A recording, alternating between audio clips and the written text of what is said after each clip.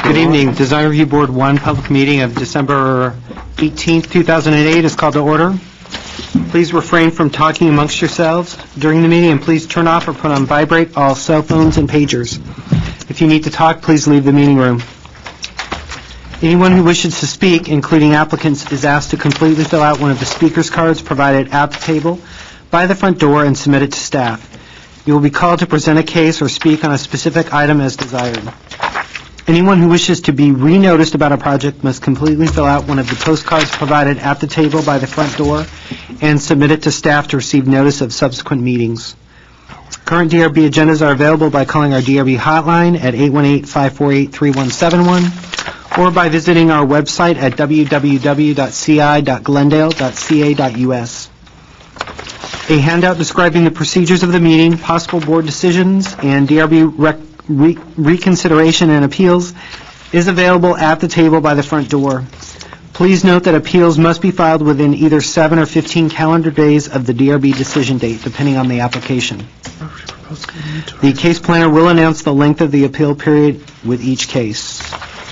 The chairperson may reorder agenda items at his or her discretion, and roll call. Mr. Aliano, absent. Mr. Ellis. Present. Mr. Insua, absent. Mr. Simonian. Present. Mr. Yu. Here. Report regarding posting the agenda. The agenda for this meeting was posted on the bulletin board outside City Hall at or before 5 p.m. on December 11th, 2008. Oral communication. Is there anybody in the audience that wishes to speak on an item not a part of the agenda? Do you have any cards by any chance? I do not have any. Okay.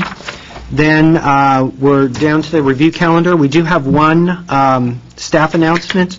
That is the DRB case at 2007 Rangeview Drive. That's 1 PDR 2008-071-A.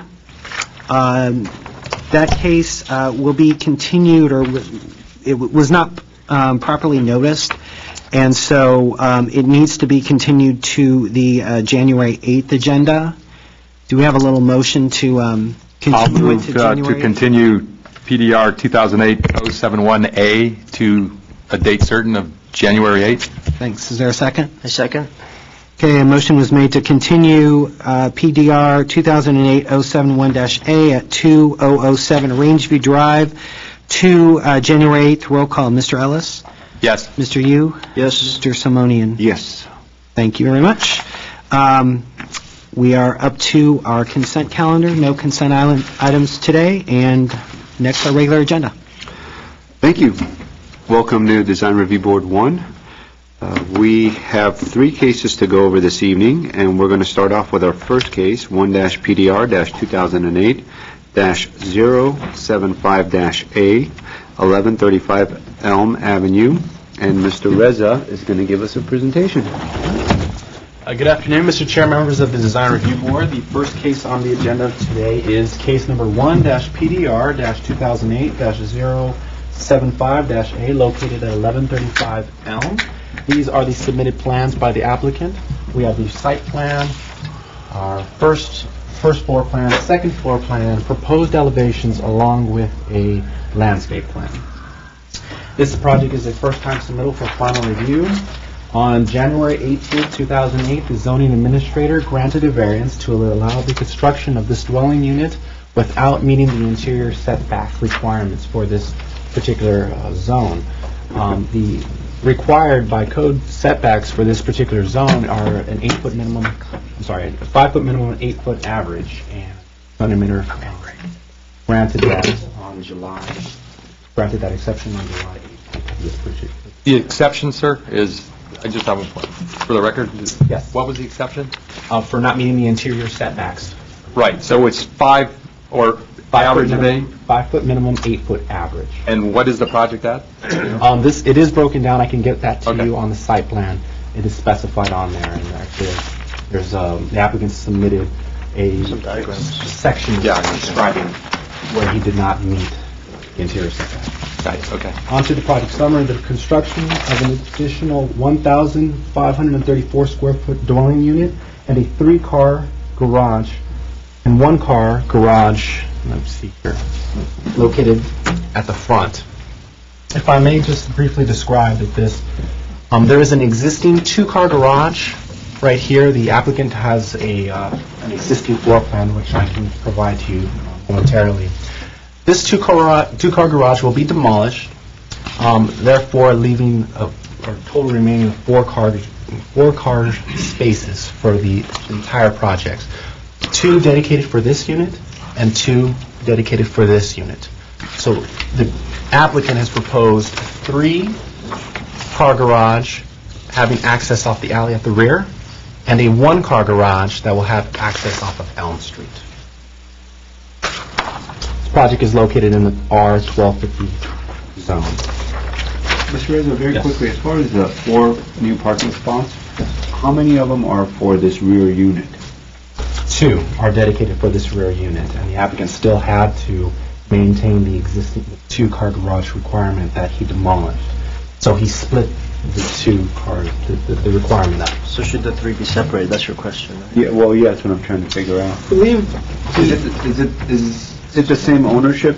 Well, it's the same ownership, but is it one family living in the front and another family living in the I back? do not have that information, but I believe the applicant did try to achieve that by making this elevation as one single-car garage here and a double for that. I'll have the applicant explain that design. And then does the front unit have its own parking someplace? Where's the... No, the front unit, no. The detached garage for the front unit will be demolished.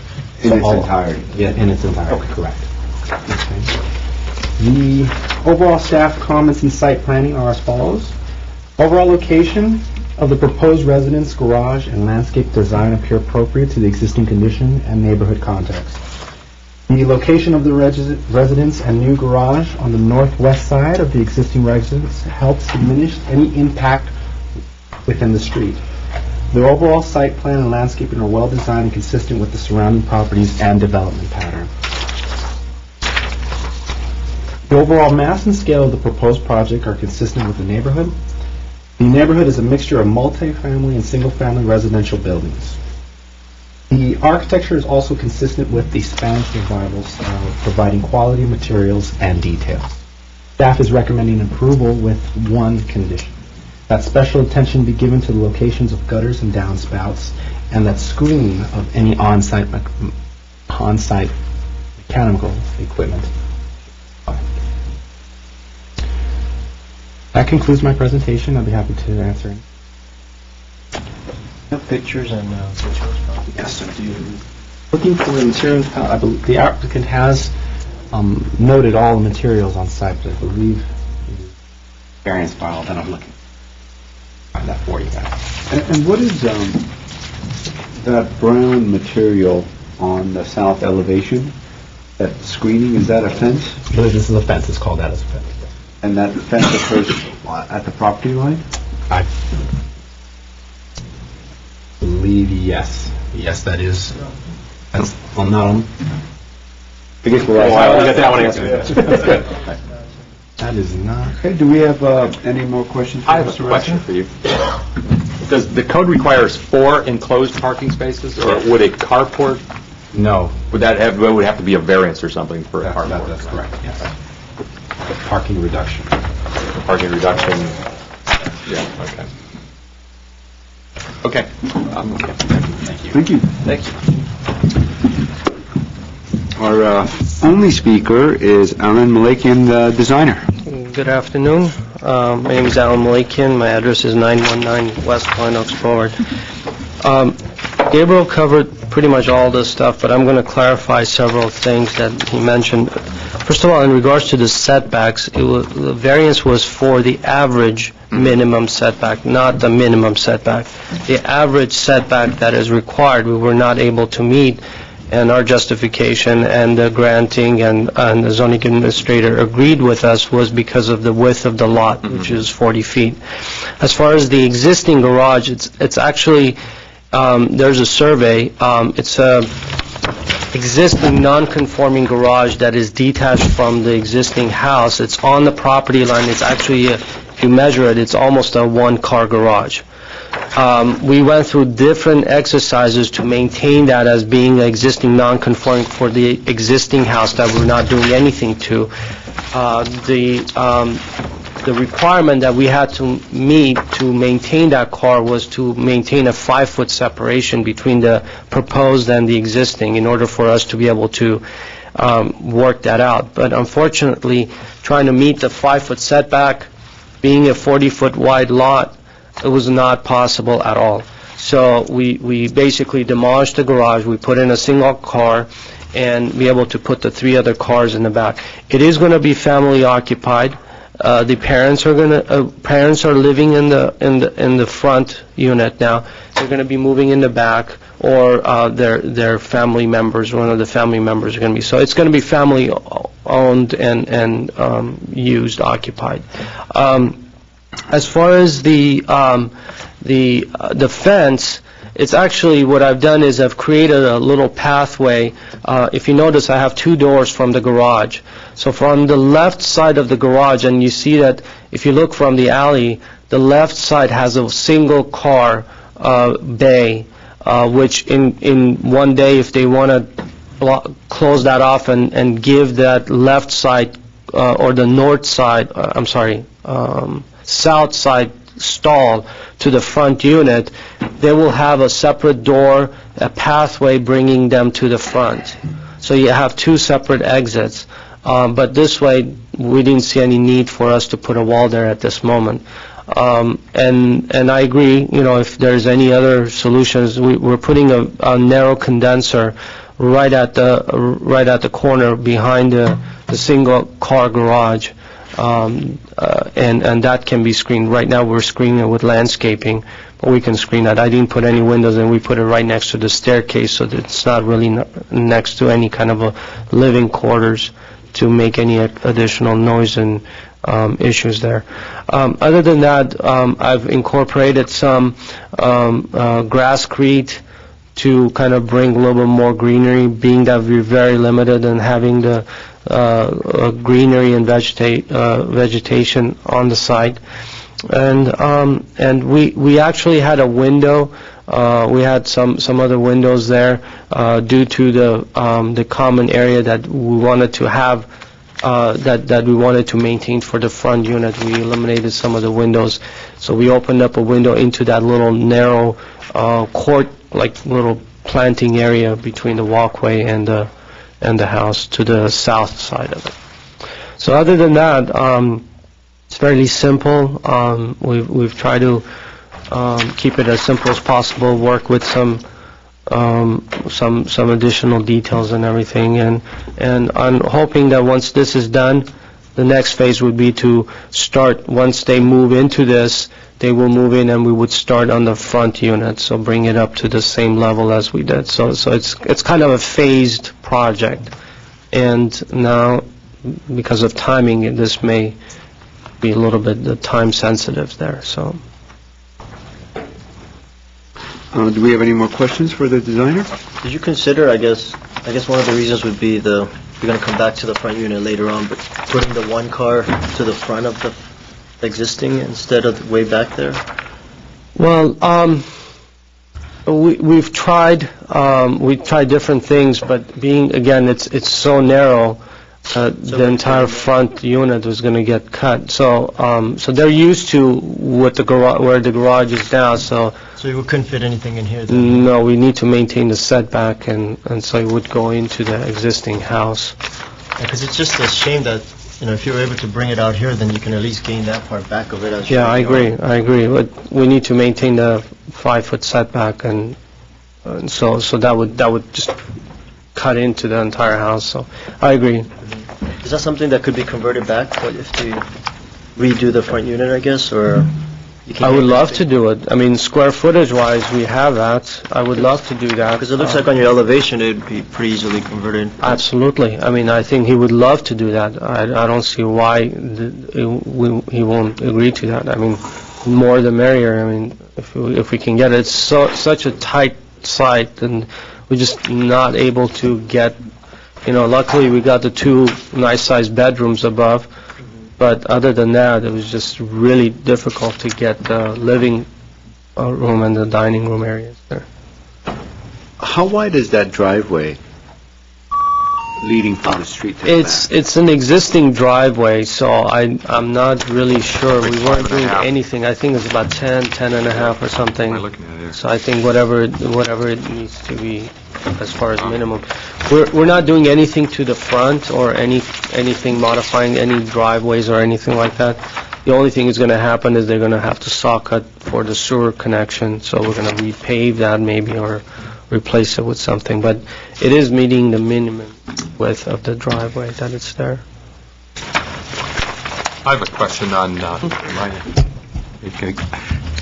choice of the balconies out to the side. I went by the job site, and I realized that when you first look at it in the neighborhood, I was thinking there were multi-story buildings on either side, but I realized that on either side are single-story homes. As opposed to putting the balcony so it's toward the house, had you considered putting it either to the front and to the back? Well, the way that it's basically oriented, it's one of them is facing the north, obviously, because the front unit, we wanted to not really get focused over the existing equipment, the mechanical equipment. So if you actually put it to the other side, look around existing house, you're going to be looking at that mechanical equipment on the house side. It's far away along the driveway, so at least you have some open section that you're looking at.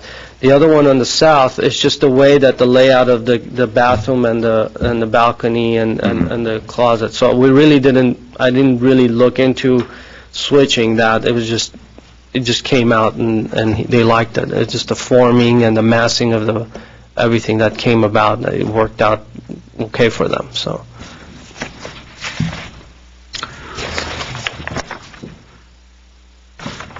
Any more questions? No, I'm okay. Thank you. Thanks. Thank you. Is there anybody else in the audience that would like to speak on this case? I'll go ahead and close the public portion. Mr. Ellis, do you want to start off on this one? Sure. I think, based on the problems of the site, the architect has done a pretty good job of fitting it in here. It may be fitting a little more than the site might wanna. The east elevation or the front elevation, which is the top one up here, really leaves me, with no window. It's a wall. You come down the driveway and basically it's a wall with a garage door and a door in it. And I'm wondering if there's something that might be done to at least, is there a window into the living room? Is there some way to do a light, just give a little bit more than two doors and a window on the second floor. Also, I've noticed, and I'm sorry, Mr. Maliki, I was meant to ask you, but maybe the prefabricated foam windowsills are... Would you like the designer to come up again? Hey, please, will you please, Alan, I caught this note and I didn't mention it when you're up here. They're spec'd on all the windows, is that... Well, that If you would state your name. Oh, I'm sorry, it's Alan Malikian. That we can definitely change to wood still. Right, I can definitely, I completely agree. As far as the window in the living room, that window, we had that, and we removed it due to the function of the common outdoor that the front unit is going to be using that area. So we felt that after meeting with staff, we just felt that it would be better to close that window, have a little bit more private area rather than the windows being there and having all the noise and activities. It's whether you consider it like a solace story, the higher windows? Oh, clear story. Clear story. Clear story. When Absolutely. It's a pretty plain, for your buildings and all the ones I've seen you come by here, you've gotten down to the minimalist on this one. This is pretty simple, yeah. Right. So That would be something if you could... That would be fine. Okay. Yeah, and yeah, that foam should be wood windowsill, so I Okay. have no problem with that. Absolutely. Thank you, Mr. Chair. Thank you. I guess, with the changes, which the architect certainly more than willing to move on, I could support the project with those conditions. Thank you, Mr. Ellis. Mr. Yu? I think you're right. You made comments about the restrictions on the site. It's just unfortunate because the floor plan suffers because of those restrictions. And ideally, of course, you wouldn't design a floor plan that looks like that because it's almost like a townhouse, really squeezed together and kind of popped up. and, half of the floor plan on the first floor is car garage and related. But, I mean, I'm fine with the design of it. It's carried through, it's got the elements for the style. So, I mean, I think with those things, I'm okay with supporting the project as is, or with the, I guess, one recommendation.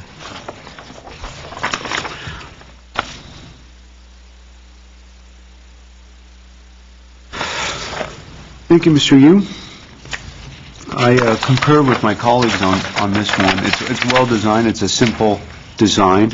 However, it's thought out. The details are put forth in a logical way. The materials used are very nice. The doors and windows are well-placed, good proportioned, and the fiberglass windows are a good touch. And now that we're using the wood trim at the bottom of the sills, that certainly will help and be consistent with the overall style of the building. I too think that the window in the front of the rear unit, something could be done there. So I'll just leave that up to the designer to figure something out and maybe work with staff on that one. But besides that, it's well designed. It's a simple approach, and I think if you ever do move forward and decide to design the house in the front, it would be great to perhaps carve the one-car garage into some of the square footage of the house. You're going to end up with a two-story house probably in the front anyways if you remodel it, and in so doing it'll be much more conducive, and that way you could end up with a more livable space in the back. So that said, I could support the project with those two conditions as stated by Mr. Ellis. I'll move to accept with the following conditions: wood sills instead of precast foam, and some form of a window or a light on the east elevation of the new unit, plus the condition from staff on location of gutters, downspouts, and the screening of on-site equipment. A second? Okay, Mr. Ellis, I have all three of those as being conditions. Yes. Okay, there's a motion on the floor by Mr. Ellis, second by Mr. Yu. This is roll call. Mr. Yu? Yes. Mr. Ellis? Yes. Mr. Simonian? Yes. Motion carries 3-0. Thank you. Thank you. Say hi to your wife.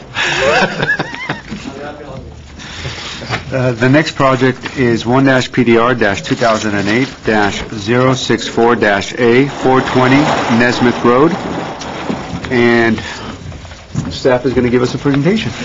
Yes. Mr. Chairman, members of the board, the next project before you with the case number 1-PDR 2008-064A is located at 420 Nesmith. This project was reviewed by the board on May 15, 2008, and the decision was returned for redesign with 5 comments. A conditional use permit was approved to allow the construction of the house on a site with slope of over 50%. At the same time, a negative declaration was approved by zoning administrator. The project consists of construction of 2,048 square foot single family 3-story house on a 7,600 square feet lot. The zone is R1R floor area ratio District 2, and the average current slope of the site is approximately 70%. The slope of the site influences the design and shape of the house. The site plan layout remains similar to previous submittal. However, the building footprint has been reduced and the overall profile better resembles the slope of the site. The restrictions caused by the slope of the site and the requirement of the building section and the public works and fire department have dictated the location and height of the retaining walls. 2 of the retaining walls to the east of the site have been removed from previous proposal, and the remaining one stepped back and up the hill away from the street. The building will be 35 feet at its highest point facing Nesmith Road. In the rear, the house will be 12 feet 7 inches high in relation to finished grade and will appear to be 1 story. Although the zone allows a 40% floor area due to the slope of the site, which is over 50%, the allowable floor area ratio is reduced to 30%. This restriction causes the house with a floor area ratio of 0.28 to be modest in scale.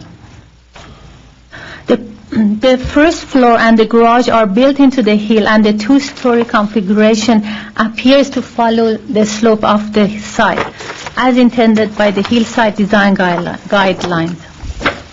The second floor is shifted 2 feet 5 inches relative to the first floor, and the garage has been moved forward toward the street by 2.5 feet as recommended by the board. The house fits well in the context of the neighborhood, where a number of homes have a larger floor area ratio than the proposed house. The building appears modest in scale primarily because a significant portion of the garage and a portion of the first floor are built into the hillside, and the footprint for each level is also modest. The house is a 1-story building at the rear and 2 and 3 stories as viewed from the street. The design and expression of the house is simple, with a red tile roof and stucco walls. The wood windows are shown on the drawings, but aluminum and fiberglass are also appropriate types of windows for the style of the house. I am going to go over the comments of the board and also the response of the applicant to each individual one. Number 1 is consider shifting the building floors horizontally in different directions to break massing for greater integration into the hillside. The second floor is shifted by 2 foot 5 inches relative to the first floor, which allows this house to step back from the street in better alignment with the slope of the hill in response to this condition. The garage is brought forward by 2.5 feet. Overall, the building has been shifted forward toward the street by approximately 1 foot, which allows for less excavation. Number 2 is bring the garage forward if possible toward the street so that there is less excavation at this level, and so the overall design fits better within the hillside. The garage has been brought forward towards the street by 2.5 feet since the previous submission.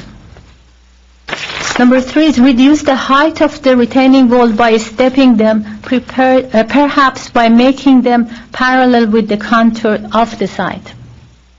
In light of various cities' requirements and regulation, the height of the retaining walls were reduced by as much as possible, and some were removed altogether. The reductions are mainly on the east side of the site, where 2 rows of previously proposed remaining walls are omitted, and the remaining 1 steps back and up, starting at 2 feet 5 inches, reduced from 5 feet, closest to the street, stepping up to 6 feet and 12 feet uphill toward the rear of the site. Number 4 is consider providing more information regarding soil report and other civil engineering design consideration.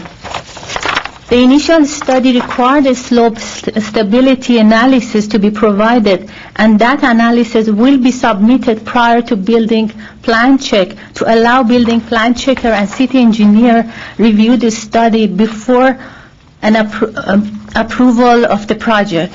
The negative declaration of initial study was prepared by staff and approved by the ZA. An existing soil report was prepared in relation to a design which was proposed a few years ago and will need to be updated to reflect the current design and construction. The last comment was consider providing a preliminary structural design drawing to provide more information on the method of construction and to assist with overall design relevant to the slope. Civil engineers have been involved in this project since the beginning, and the proposed design has been prepared in consultation with registered civil engineers. Furthermore, once the conceptual design has been approved by the design review board, structural design details must be provided for the building plan checker and the city engineer's review prior to issuance of a building permit. Staff recommends approval of the project with following condition. Window size and configuration to be finalized in consultation with staff. The size and style of windows need to be modified with more verticality introduced into their design with single and double hung style with similar size windows, with smaller size windows. Should the board approve the project, I will go over the draft language of the record of the decision, and if there is any question, I'll be glad to answer.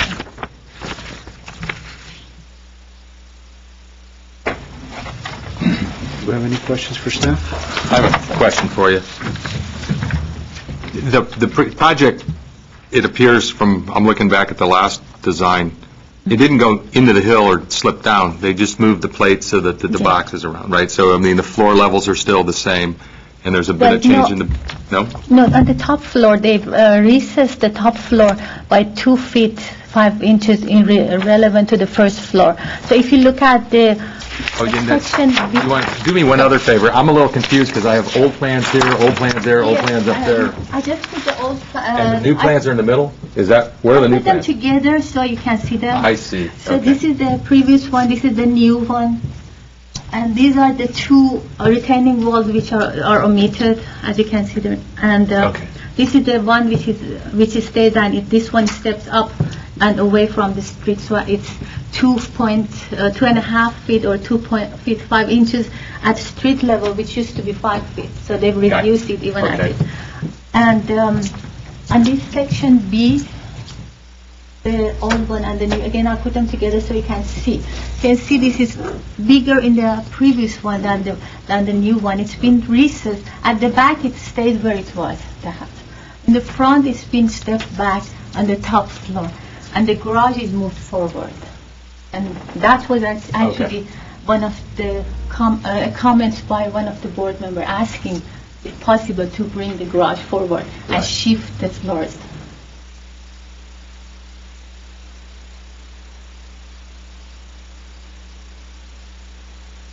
This section over here, That's a new one. that's the That's new the one. new That's one. new. Should have put the old one up, because that's the critical I one. do have an old one if you'd like. I can put Yeah. it together, 6 and 8. Those are the two that I was looking at. Yeah. Right. It's just, the way it's organized, it threw me off. It took me a while to get it. Yeah, I got it. Like it goes garage plan.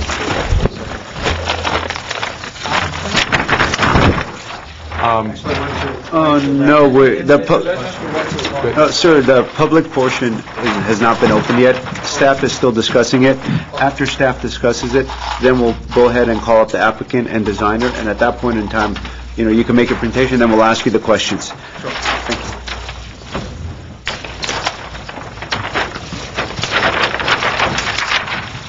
you.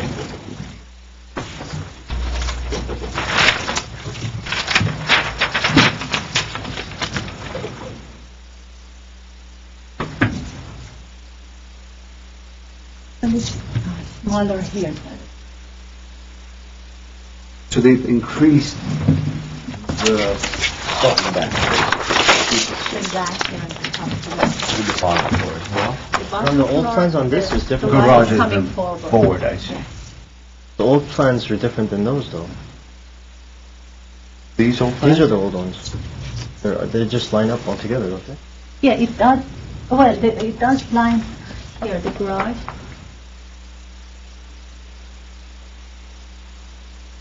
So this might have been a This might be... much older one. Yes, I think. And this was the This is second one that you reiteration. saw. Yes, exactly.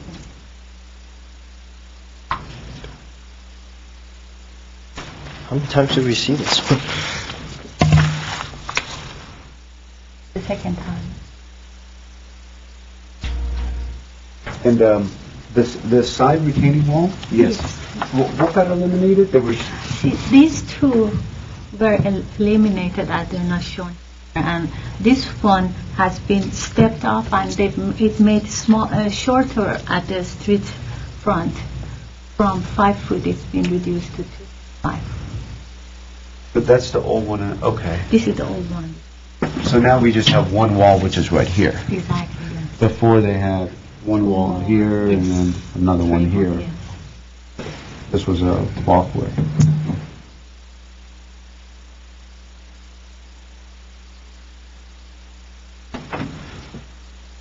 Where is that on the, it's not, or are we looking on, Well, it would be this one, which is up. got it, okay, yeah, okay, right. I keep looking at, I'm turned on that, right, okay. Do we have any more questions for staff? I don't believe so. Thank you. Thank you. Our,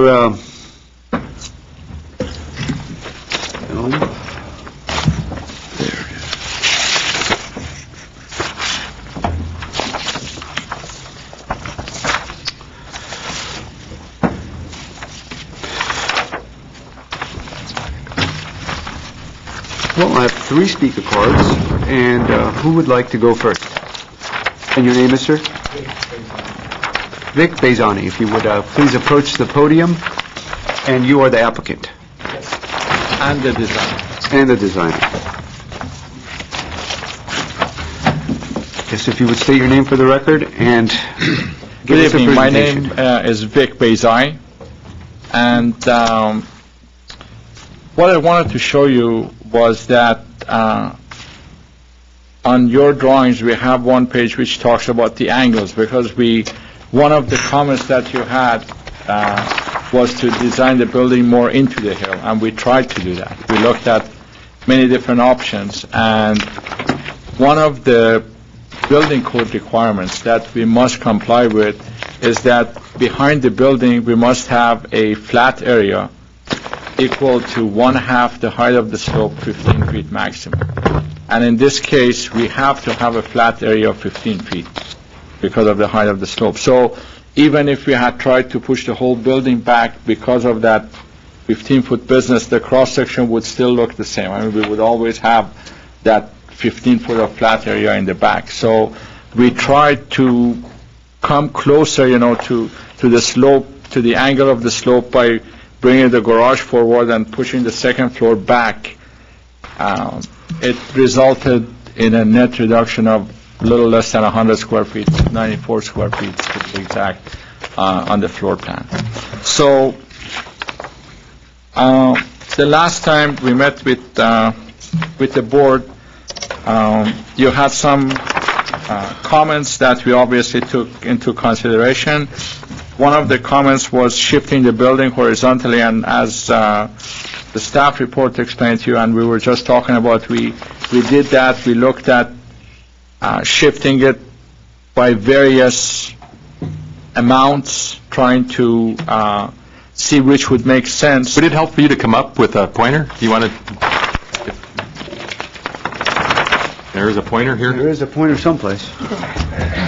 Oh, here it is. Thank you. Always fun to have.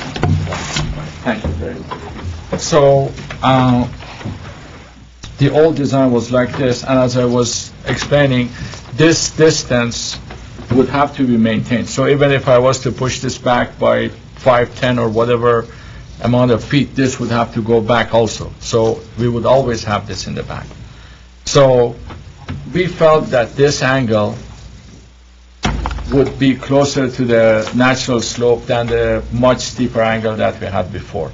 I have the number on your drawings. I believe it was by 10 or 15 degrees that we were able to shift it back. And then you also wanted us to, by the way, this, the net result of this was that on the second floor, see the first floor, the old first floor that we had a powder room with the living, dining rooms and the kitchen and family room, which we have the same elements here. On the second floor before, we had a master bedroom suite, which we still do, and we had 2 separate bedrooms, each with its own bathroom.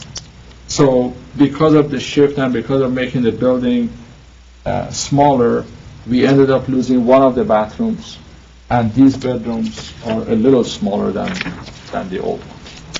but one of the bathrooms, on the old plans, we had 2 bathrooms, now we have 1 in addition to the master.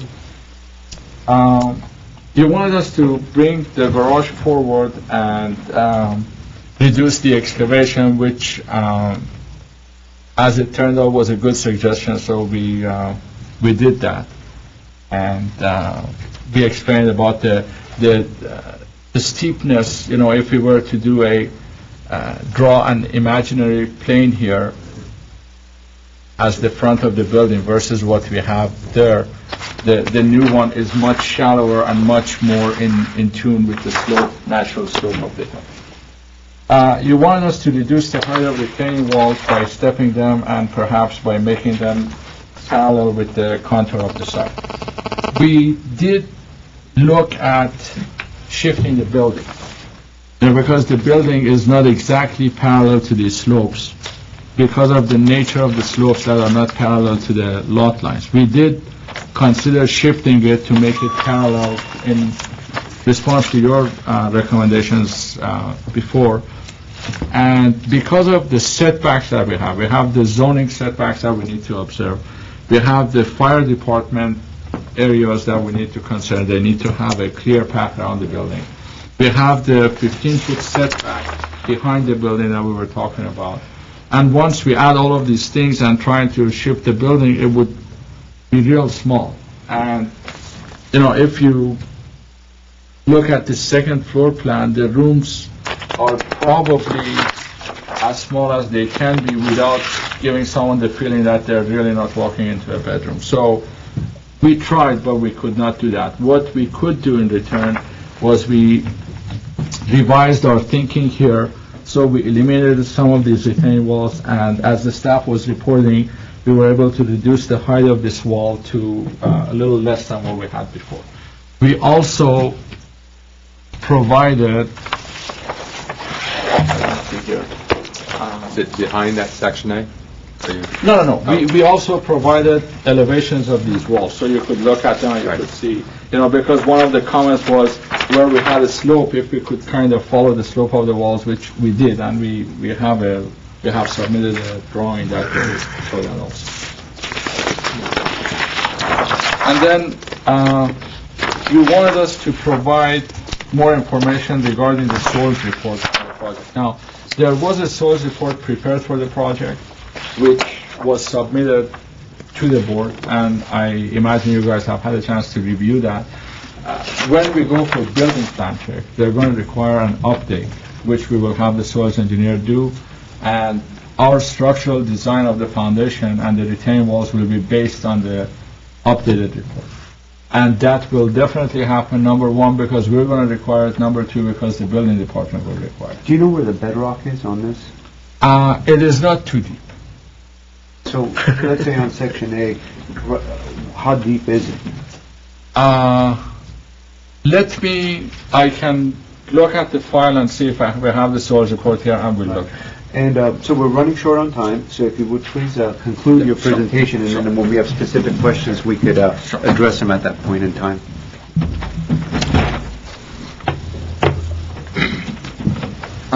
So the last comment from the board in our previous meeting was to consider providing more information on the structural design. And as I mentioned before, I am the designer of the project. I'm a licensed civil engineer, and I will be responsible for the structural design of this building as well. And since day 1, we have considered all aspects of structural design in our plans, and we would of course go before the building and safety, and we would have to demonstrate to them that we meet the code requirements, and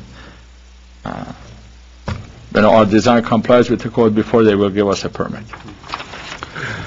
So have you done any of those diagrams that we asked for last time? Structural designs? Well, we asked for some sort of a structural, conceptual design as far as the structural is concerned, and then more input as far as where the bedrock is, and so forth. We have not done any of those, but ask me any question you want, I'll answer it for you. I just did. Where is the bedrock? We're looking for it. Do we have the source report here? Well, how about this then? What we'll do is we'll see if we have any more questions for the designer, and then we'll get the other people to come up that have submitted speaker cards, and at that point in time, you could go back, review your files, and then Certainly, we could call you back again. certainly. So do we have some, Ms. Wright?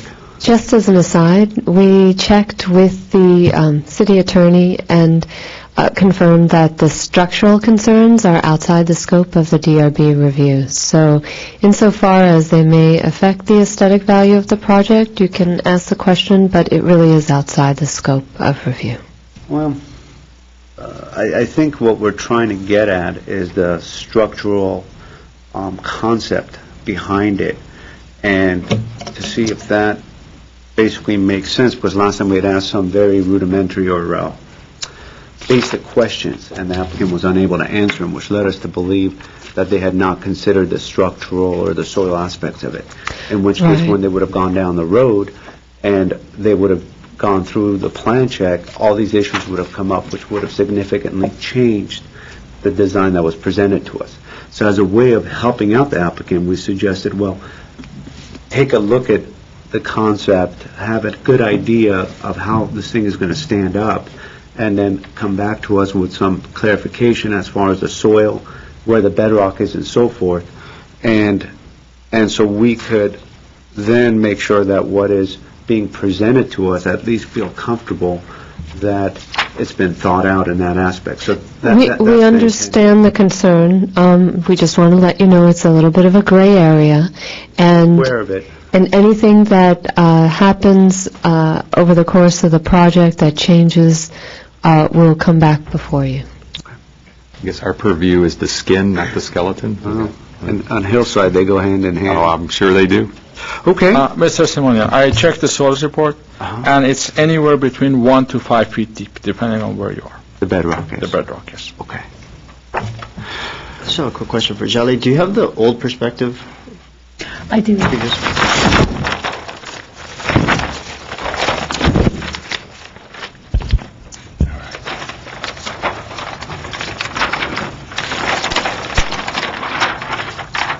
I have a question while we're waiting.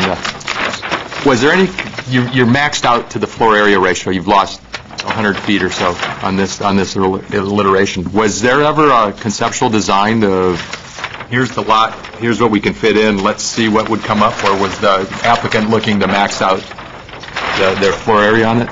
No, we were not looking to max out the floor area. We were looking to Pin it on the side of come up with a design that Pin it on the... makes sense, that complies with the guidelines of Design Review Board and also the Hillside design guidelines, and that could also be built reasonably priced, because structurally, as Mr. Simonian is so Yeah, he's very so concerned. well on top of it, at the end of the day, the cost of construction is what determines the success of the project. So Sure. we always had that in mind, and that's Okay. what came out. All right, do we have any more questions for the applicant? Just a quick question. You moved the garage forward towards the street more, and then you put the staircase back into the hill. Did you consider putting it next to the garage more? Okay. When What was the question, Mr. This Yu? one here. What was the question? I mean, it's good that this thing moved forward, but then now you got this thing going further into the hillside. Right. Were there considerations to maybe putting it here and notching it out? yes, Floor plans, it looks like it's workable. yes, there were. And looking at the floor plans, and because the various levels don't line up, we only have so much of a well that can go through all 3 floors. So Right, but you could have, on the third or the second floor, you could notch out a little bit for the staircase or something. It's just, And it would work with the elevation. yeah, then you could break up the mass with something vertical in the front. Now you're adding a whole bunch of Yeah. caissons in the back. Exactly.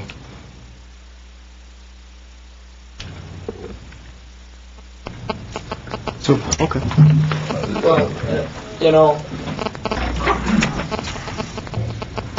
One other consideration that we as designers have to keep in mind is that the developers are doing this to eventually one day sell.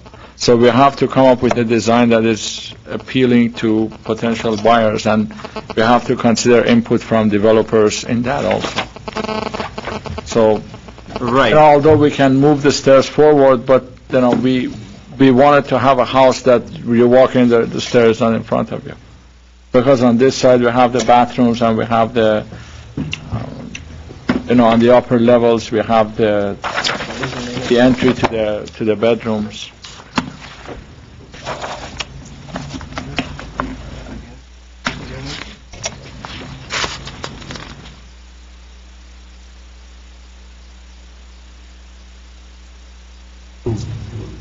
Turn on the side, right? You come up and turn? Yeah, but it's not like your entry is a sort of large foyer or anything like that. You're coming straight into the family room with a kitchen nook on the right. I don't think switching the staircase would have killed that space or anything. Okay, well, we could address some of those later. Okay, look at it. Do we have any more questions for the designer? sir. Or the applicant / designer?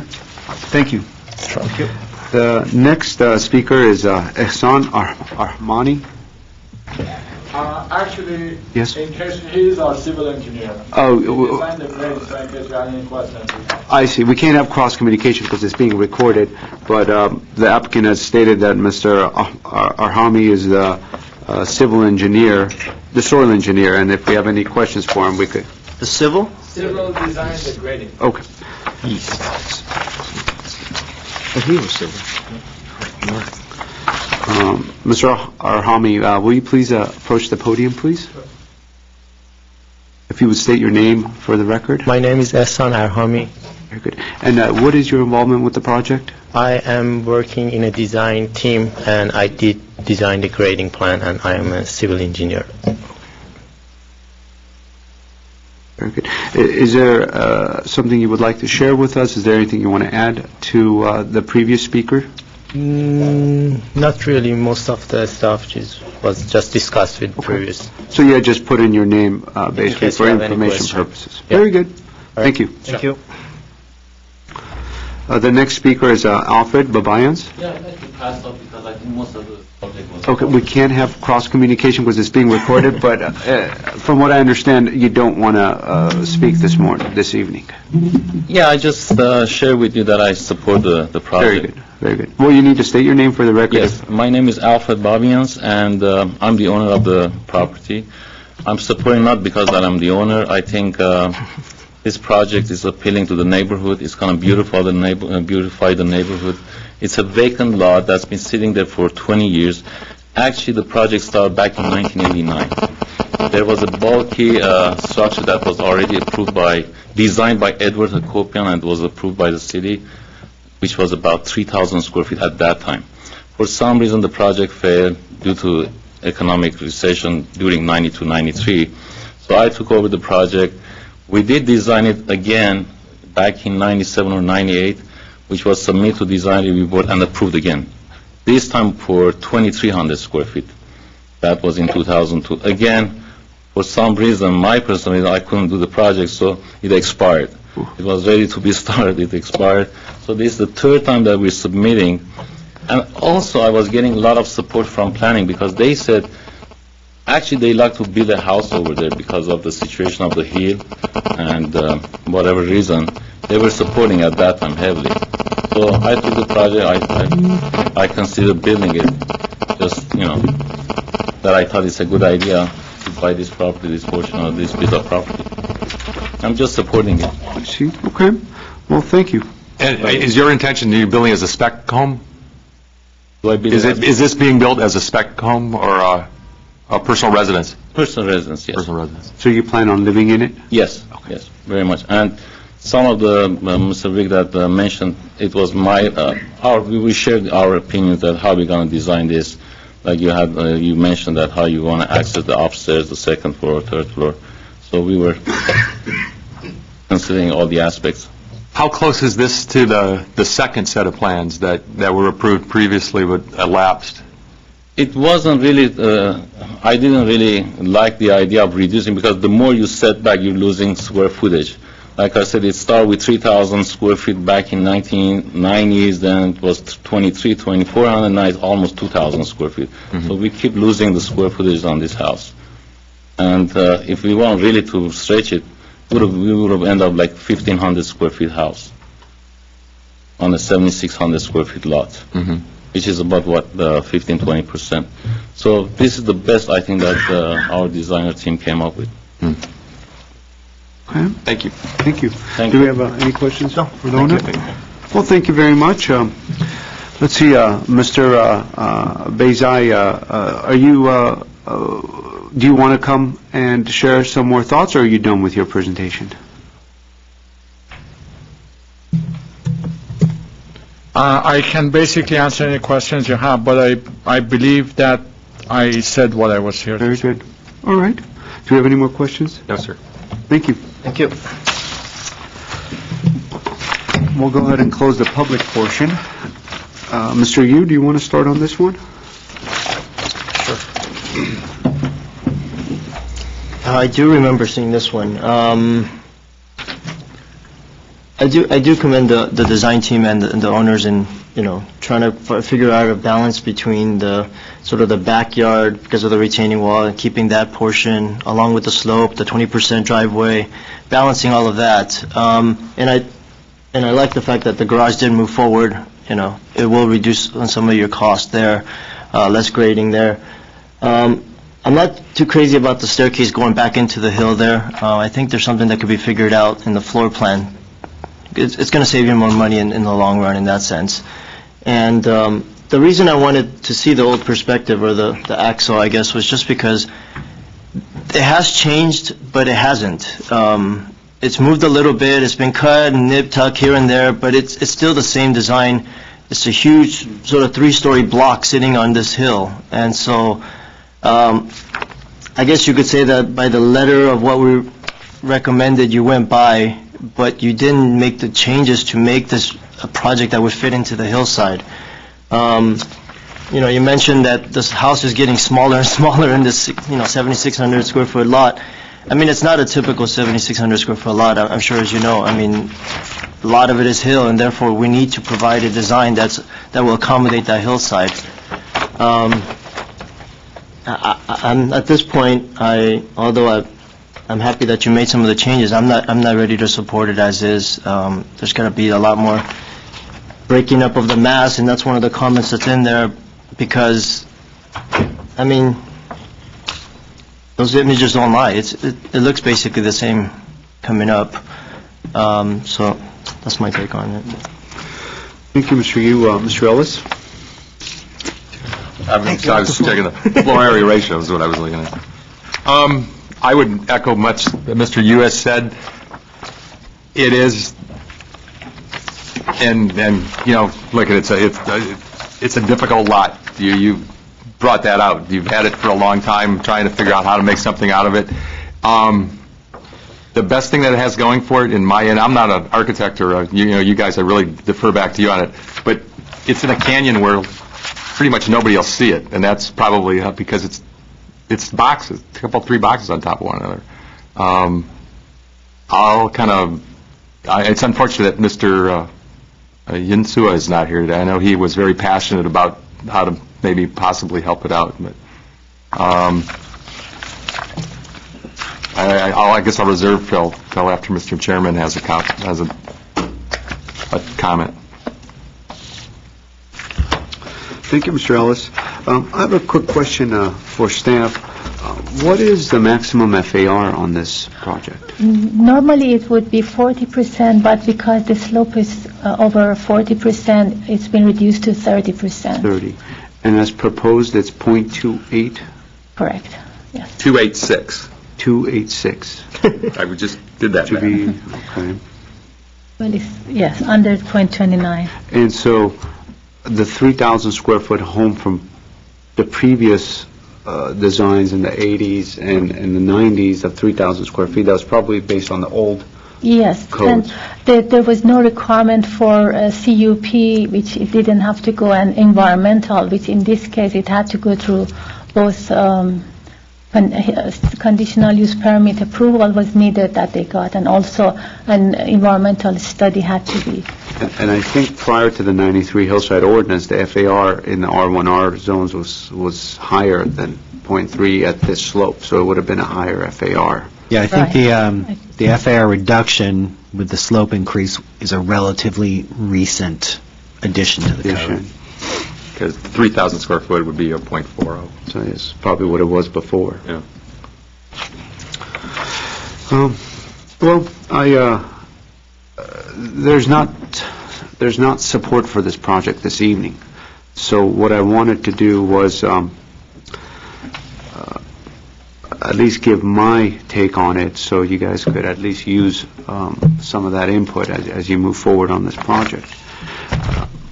When we had discussed our thoughts and ideas last time of terracing the building, carving it into the hillside, using lines such as the roof lines and so forth to mimic some of the contour slopes and so forth, was to reduce mass and bulk. That's the intent of it. The intent is to stay away from some of these kind of designs, this bulky look, which has been predominantly what's been designed in our hillsides in the 80s and 90s and so forth, even in the 2000s. The idea is to change this design concept. So that's why the Design Review Board has been more involved with these kind of cases. By simply shifting the horizontal planes, which is what the designer has done, doesn't really fulfill our objectives. It's not what we're trying to achieve. What we're trying to achieve are interesting buildings that really get anchored into the hillside and that follow the design guidelines. And so what you've done is you've shifted horizontally, but you still have a traditional roof, which is what you would find on any home in the suburbs. And so what you end up doing on hillside projects is you actually have angled roofs. So, for instance, you know, this concept of this box with this roof on top isn't suitable for the hillsides. You know, what we're looking for are more angled roofs that actually follow the contours, and then you end up having spaces that go front and back, and some articulation occurs, and you don't have this flat Mediterranean Tuscan style of a roof, which is like a hat placed on a building. That is the wrong approach for hillside design. So what we were trying to portray to you last time was exactly that, and it's unfortunate that you took all this time and you came back and you've missed the concept entirely of what we're trying to do. And I'm being very blunt here because I'm trying to help you so you understand the intention of what we're trying to achieve. Some of the concepts that I had asked for structurally was, you know, if the structural concept is there, we could start to understand where your retaining walls are, which are the retaining walls that are part of the building itself, so we could understand where you're already going to carve some of that earth out to put in those walls. And once you carve out that area, there's opportunities to basically use some of that square footage and actually add to your square footage because you're already carving out that mountainside.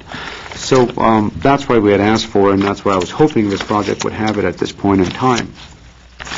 But that said, putting that aside, going back to the architecture of it and the overall design, I think conceptually you need to stay away from the bulkiness and get a little more creative. It's a very difficult site. It's a difficult site. And over the years, every time you've come forward, you've lost square footage because the codes keep on changing.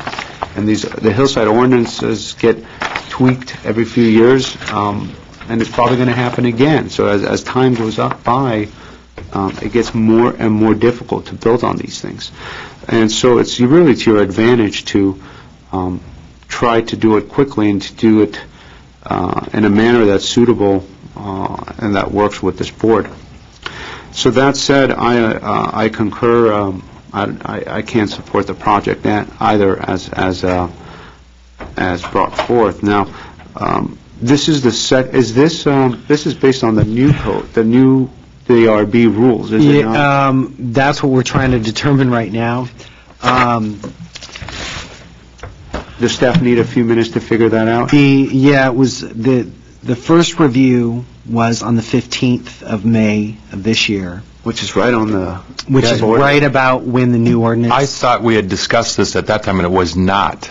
Somehow I remember in the back of my head this being one that because the application was previous to that, but I'll defer back to you. Somehow in my mind, it's telling me it's under the old rules as opposed to the new rules. Okay, yeah, we're looking into that, because if it's the old rules, you've got more options than the new rules. Correct. Okay. Well, while staff is working on that, is there, Mr. Ellis, now that we've discussed it further, is there some other comments that you'd like to make on that? We're okay where we're at. We're okay where we're at. I think you're right. It is a difficult lot, or it would have been built out in the 20s or 30s when the house next door was built. Mr. Kiesel, shall we take a quick 5-minute break? You know what, that maybe? might be the best bet. I'm looking through my stuff, and Okay. we've got... Then what we're going to do is we're going to take a quick 5-minute recess. What we're trying to figure out if this was based on the old rules. If it's based on the old rules, we have more choices in that you could keep on coming back and working with staff. If it's based on the new rules, because this is the second time we're hearing it, we're very limited as to what we can do. So we'll go ahead and take a 5-minute recess, and then once staff figures that out, we'll be able to proceed with the hearing. Thank you. Okay, thanks for giving us that recess. Actually, the project is under the new code, and so the board has one more opportunity to return the project for redesign. Okay, very good. Well, thank you for clearing that up. It's come to my attention that the owner and also the designer and engineer would like to have a few words about this case, so I'm going to ask Alfred Babayans to come up. And if you would, quickly, you have 3 minutes. Yes. Share some of your thoughts, please. Should I introduce myself? Please, you have to. Alfred Babians, the owner of the property. With all due respect to your opinions, everybody has his own opinion, but we've been through this project. It's been almost 3 years since we started this project. There was a lot of brainstorming, to figure out how this project should be put together to reduce it. I understand that you're saying it looked like a box, but it's not you all know it's not a flat lot on Kenneth that you say, hey, step it back, cut it, do it this way. If you cut more, how small can you get? How small you want to go? 1,500, 1,000 square feet, or 800, the way you're expecting. I mean, I know, the shape of this is the best shape we can fit in that hillside. And it's a legal lot, we purchased it. It's not that the law allows me to build, but you people, with all due respect, you're opposing. I mean, the design, I respect my design team. We consulted with a lot of architects, big name architects. They all came up with the same concept. Actually, this came from Marco Engineering, who got approved first time. Actually, second time, in 2002. The first time Edward had come, we again consulted with him. They all said this is the only way. It's not a flat lot. You cannot cut back. It's going to be 2 or 3 story. I mean, 3 stories is what it's going to be. If you cut it to 2 story, you only end up with 800, 900 square feet home. I know you're saying it's 7,600 square feet hillside, but the square feet is square feet. But that's the best you can fit in that on that hillside area. So I'm saying that if you were in our place or in design review place, how else would you propose this? You're asking to reduce more square footage? Is that what you're proposing? It was start with 5 bedroom, then 4 bedroom, now it's 3 bedroom, only 2 bathroom upstairs, and keep reducing. And like I said, this is a legal lot that we purchased. It's not that it's illegal, it doesn't comply with the law. It's over 7,500 square feet legal lot in Glendale. And I'm being stopped from building it. And I'm frustrated, to be honest with you. Because 3 years, paying all this interest, buying it at high market price, now the value is losing, I can't get the approval, and there's a lot of obstacles that you're throwing in front of me. And I don't know how I can overcome these obstacles. You come up with a suggestion. How you think you just think cut it. Cut it where? There's fire department requirements, grading requirements, all kind of requirements that we have to comply to come up with this. I don't see any other alternatives unless you cut it in half, make it 900 square feet home, smaller than a two-bedroom apartment in a hillside area. If that's what you're saying, I don't know. So I would like to. I think my 3 minutes is up. I'll have Mr. Vick continue. Thank you. Thank you. Thank you. Mr. Bezai, if you would state your name for the record. Vic Bezai. Can I go over there and show you? Remember, you have 3 minutes, so if you would Yeah. come up and I'll speak a go little through it faster. somewhat quickly. Like a stick? Thank you so much. Okay, there are a few limitations that we have to comply with. Okay, one of the limitations is that the street is where it is. We can't change the elevation of the street, okay? The height of this retaining wall cannot be more than 15 feet at any location according to the City of Glendale zoning regulations. We're well aware of that. Okay, fire department wants us to provide firefighter access to all rescue windows. And we have to comply with that. When you add all of these up, then we cannot really, when you look at the site plan, we cannot really move this wall back because the height will exceed 15 feet. Okay, so this wall will kind of have to be where it is. As far as the location of this pad is concerned, we need to have access to these bedrooms for egress, firefighting purposes, whatever. So the height of this has to be equal to the height of the floor. And with the given height of this, with the maximum height and location of this wall, because if we push it back, it will be more than 15 feet. If we push it this way, it will be closer than 15 feet to the house. So with these being fixed, that kind of fixes where this elevation is, and that fixes where that elevation is. So the house would have to follow these. Now, if we want to step it back, we can cut it this way, but we cannot push these back that way. So our hands are kind of tied. I mean, you know, I understand what you're saying. We would like to comply with what you're saying, but we just don't know how we're going to do that without violating some other provision of, you know, other cities, departments, or zoning code, or whatever the case may be.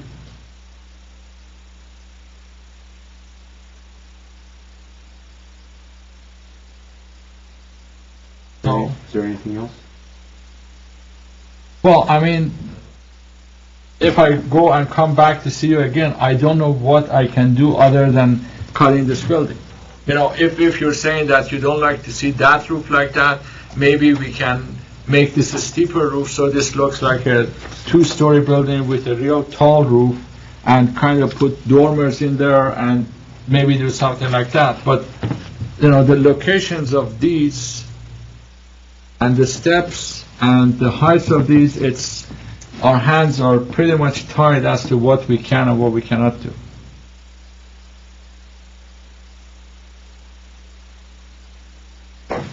And we would like to comply with your requirements. Thank you. No, I mean, you know, we will, but, you know, we have to be able to do it, so. Tell us something we can do, we will, of course, do. Okay. Thank you. Sure. Do we have any questions for the applicant or the designer? I have no questions. Thank you. So we'll go ahead and close the public portion again. Mr. Yu, is there anything you'd like to add? I think that what the designer, came out and pointed out, the restrictions of the site, the restrictions of the project, every project has their own restrictions. This one might have a little more than others. And we understand that those restrictions will, of course, shape a project in a certain way. But there's a lot of room in there that you can wiggle into. I mean, a couple of the questions you might want to ask yourself is, why does the roof have to be this one huge mass? Why does this face on the second floor have to be this flat face? You know, those are the things that will break up, and little things here and there will break up the mass And it doesn't help, of course, that your floor-to-floor ranges from 11 to 11 and a half, almost, I think, 12 or 11 and a half on the second or third floor as well. And so you have this 35-foot face in the front, which could be reduced by 2.5 feet just by going with more conventional roof, floor-to-floors. Things like that that's what we're talking about. We want to see some effort in that sense of breaking up the mass and not just having this, 2-story, 2.5, I guess, with the garage level, in this hillside, with this one continuous roof line that trims it out. There's no effort and you can see the site, it actually turns as it goes into the street. And you kind of mimicked a little bit of that as you're going into the first floor. But then the second floor, you have this huge mass, and then the roof cap on top of it.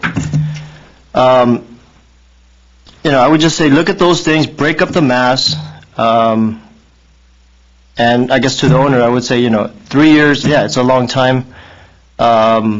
We weren't here for most of that. Codes change, the reduction in floor area, the 10%, that's what killed the floor square footage. I think your sort of frustration is directed at the wrong area. You should direct it as your design team and challenge them and say, hey, do something different. They're asking for something different, do something different. And I'll leave it at that. Mr. Ellis? No, I'm fine. Thank you. I have a question for staff. Ms. Reich, based on our comments and conditions last time, how was the dialogue, or what sort of conversations took place with the design team in trying to achieve those conditions and comments? Thank you for asking, Chair. We believe that we understood the intent of the comments of the board and did our best to have a dialogue with the applicant to meet that intent. Okay. Thank you. I wanted to just comment on a few things, especially on some of the statements that were made. I personally do not think this house needs to get smaller, and I haven't heard anybody on this board state that the house should get smaller. In fact, when I was asking about the floor area ratio, my intention was, hey, you might have some room to increase some square footage because some of the bedrooms were smaller. So it is not the intent of this board to simply reduce the square footage of the house, nor is there any opposition for this project. So there's no neighbors that have come forth that are pressing us to reduce the bulk or mass. So please do not misunderstand the comments that we're making on the overall design of the project with that of reducing the home size. It's completely different. I personally do not think it's going to make a big difference if you reduce this square footage by 200 square feet or add 200 square feet to the mass and bulk of it. I mean, you could go ahead and increase a whole bunch of square footage on the ground level, and it'll be buried inside the dirt, and no one will even see it from the street. So that whole concept of reducing a home's square footage, and so thereby reducing the bulk and mass is completely wrong. Bulk and mass is controlled by design and the aesthetics of it and so forth. And so therefore, I'm absolutely confused and flabbergasted that, the designer came up and with everything that's been stated, focused simply on the fact that what can he do? He's been painted in this corner, and every upslope home that gets presented to this board is exactly in the same condition or has the same factors that affect it. And there's very nice hillside homes that directly are a result of good architects. And I underline architects that understand what we're trying to say and what we're trying to achieve in the city, that basically challenge themselves and step away from designing a box. What we have here is a traditional Mediterranean home that has no business in the hillsides. You could take this home and literally plop it down on a flat parcel in Valencia, and it would fit just fine. And so, your frustration, as Mr. Yu is stating, is at the wrong group. You should look at the design team specifically and challenge them and say, we were at the last hearings, a very specific set of conditions were stated, and why am I not seeing results? I can't answer that for you, nor could this board, nor could staff. We don't know what's happened behind closed doors. So, that said, I'd like to reiterate the fact that there's just no support for this project, but we don't think it should get smaller. We don't think that you need to modify the overall layout significantly. You just need to basically work on the design, the bulk, the mass, the overall theme, the way planes start correlating with one another, the way entrances to the house affect the other program elements of the design. And so what I'd like to do is see what my colleagues suggest insofar as possibly bringing back for redesign with basically some of the similar conditions. It's just, I think you need to absolutely think about the time and money you're spending, and maybe you need to look at this completely from the other side and maybe with a different team. That's what I'm seeing here. So does somebody want to maybe make a motion of some sort? I'm happy to make a motion. I'm looking at staff. Yeah, I don't know what conditions. It's not a return for redesign? Yeah, I don't know the conditions either, other than... View the tape again or something. I don't know. If I may make a suggestion, what staff understands is that the house should be reconfigured in order to fit into the hillside. And in our view, the conditions that were applied in the last hearing all lead to that intent, although the intent wasn't as clearly stated as perhaps we've heard it stated tonight. So if that or something like that would speak to the intent of the board, we could add that as the broad intent, sort of number one or over top of all the other conditions, so that it's clear what all of those suggestions you made last time would add up to. It's a possibility it's a reconsideration of the design, right? The issue of en massing. It's not, as you said, it's not the floor area ratio, it's not the size that's the problem. It's just not a very attractive house, and it's out of its element on the hillside as opposed to being on a flat spot. So that can be crafted as a motion. I'll make it. I'll second whatever he's motioning. I'm sorry to laugh, but do you... I have some of the comments you made. I took a note of consider moving the internal staircase forward to allow less excavation. Design appears too bulky and needs to be reconsidered. Consider more angled roof following the contour of the slope. Consider breaking the roof into smaller units and modulating the building facade on first and second floor to break up the mass. The house does not need to be smaller. I don't whether that's I guess that's a comment. It's a comment. It's a comment. Yeah. Okay. Is there any other? I guess actually it would be that the floor area ratio is not the floor area ratio is not the problem. Is not the problem. The mass, the bulk, and the roof. The style of the house. I would say so. I think the style certainly needs to be reassessed. Style and mass of the building.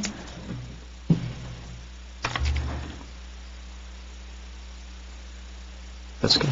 Okay.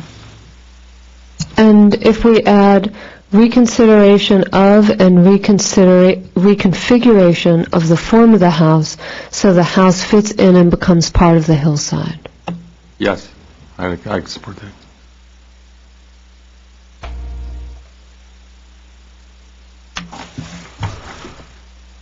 or second, right? Yeah, I think you still getting our... Okay, sorry.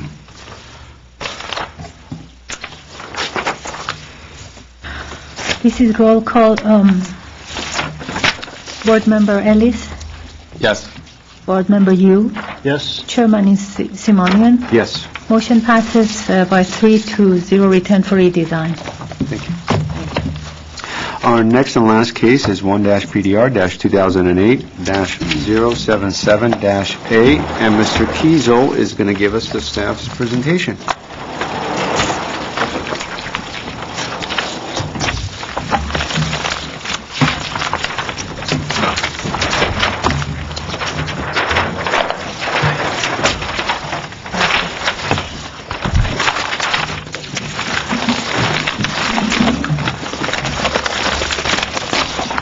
Good evening, Mr. Chair, members of the board. The next item before you is Design Review 2008-077. It's a review of a proposal to expand the existing Mercedes-Benz automobile dealership located at 610 through 700 South Brand Boulevard and 110 through 124 and 115 East Maple Street.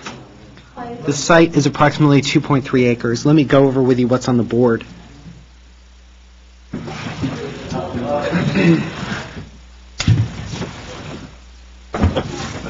Actually, let me just step out and ask Thank them you.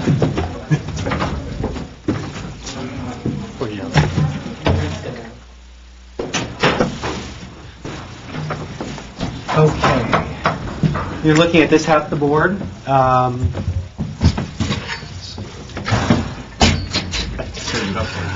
That's all right. Landscape plans are up here. This is the overall site plan. Brand Boulevard's here, Maple Street is here.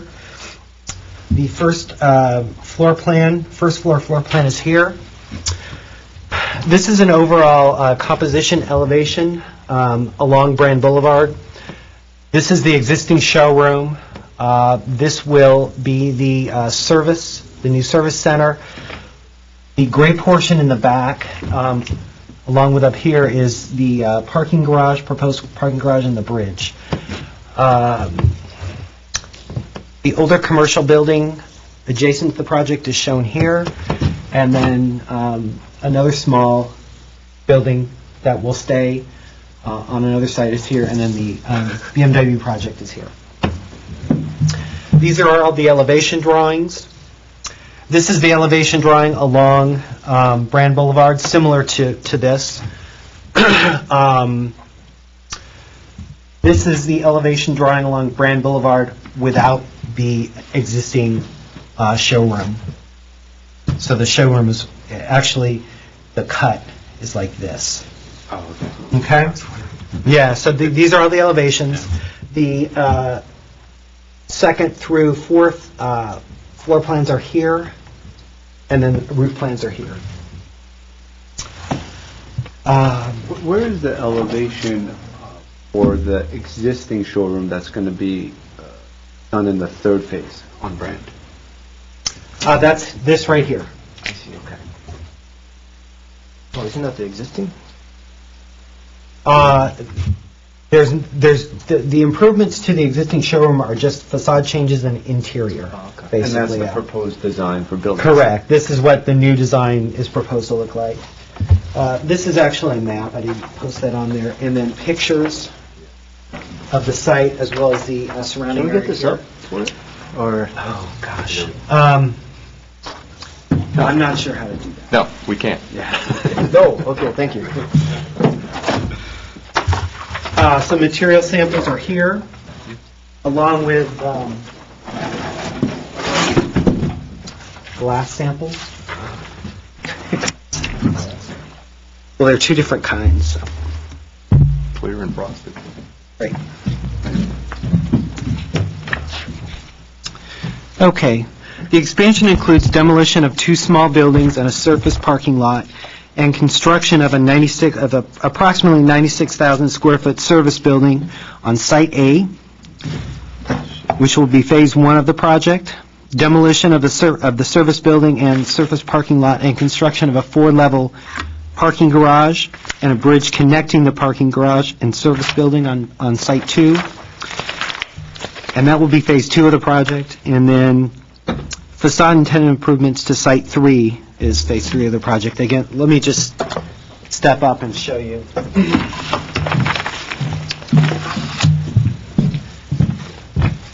On the site plan, it's labeled Building A, and I've just referred to it as Building A in the report, and then in my little spiel, I'll call this Site A.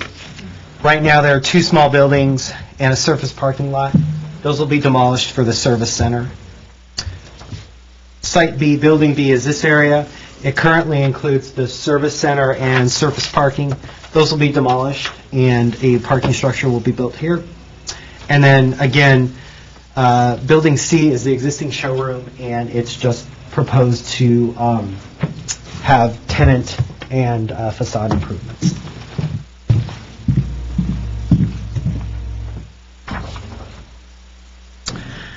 Okay, the South Brand Boulevard design guidelines apply to the proposed expansion of the automobile dealership, and in general, the site planning, massing and scale, and building design and detailing of the project are consistent with these guidelines.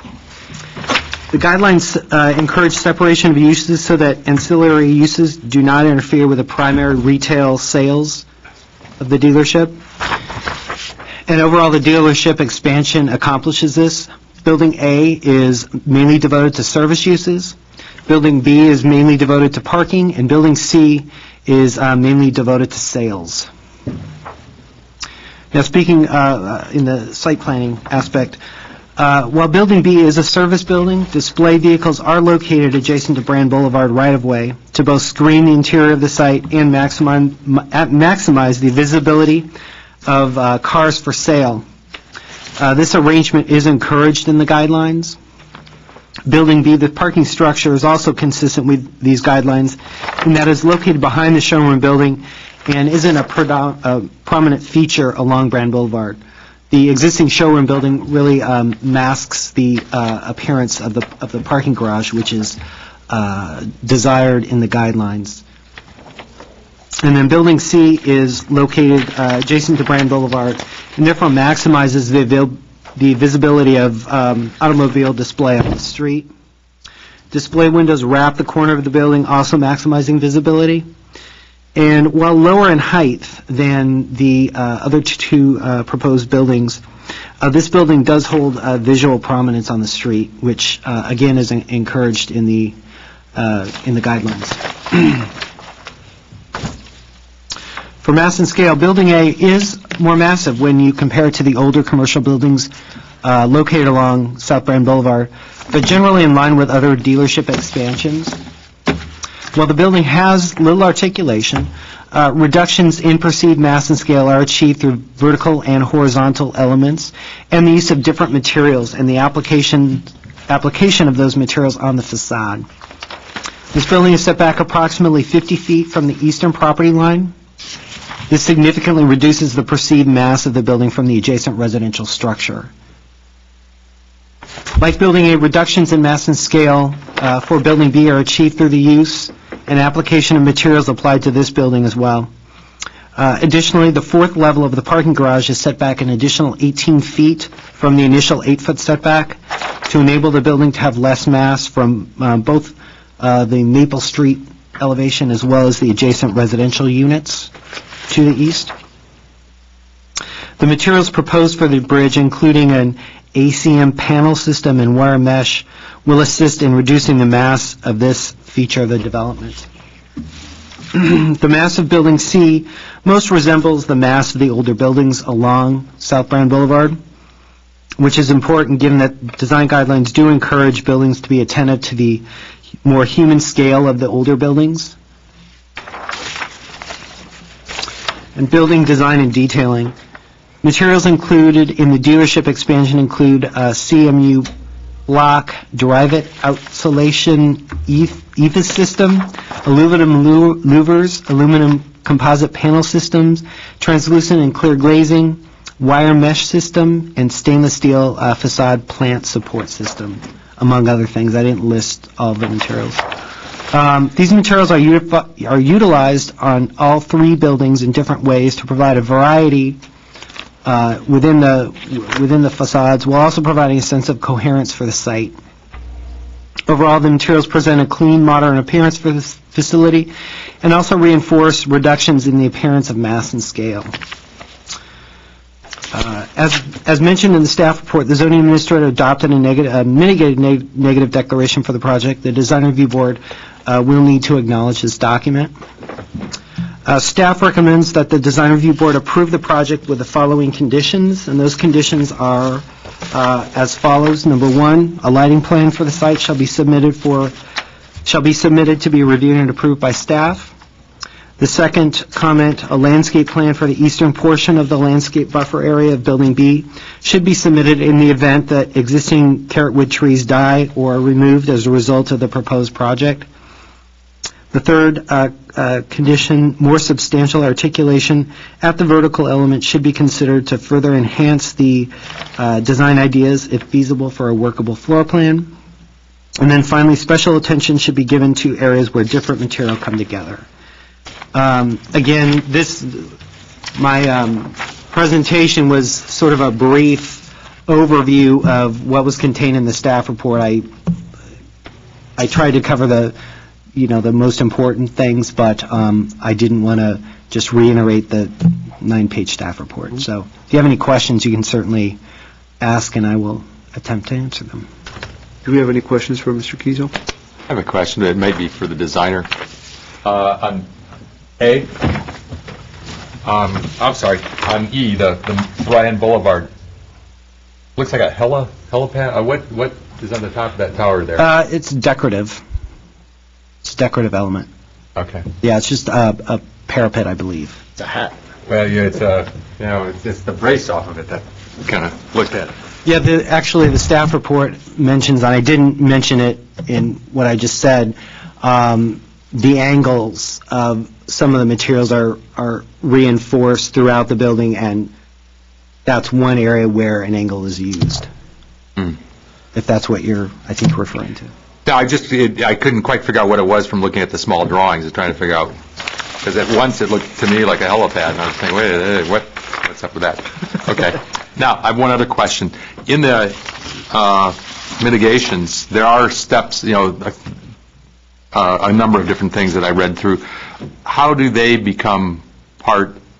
Is that something here in design review, if we approve that in the mitigation, or, and I mean, there are a number of things, the speed ramps, there's a series of things listed, I could go through them, but I'm kind of wondering, how does that information end up as part of this approval, or does it not? Well, it's already part of their approval because the zoning administrator adopted that document and approved a number of other of the discretionary permits.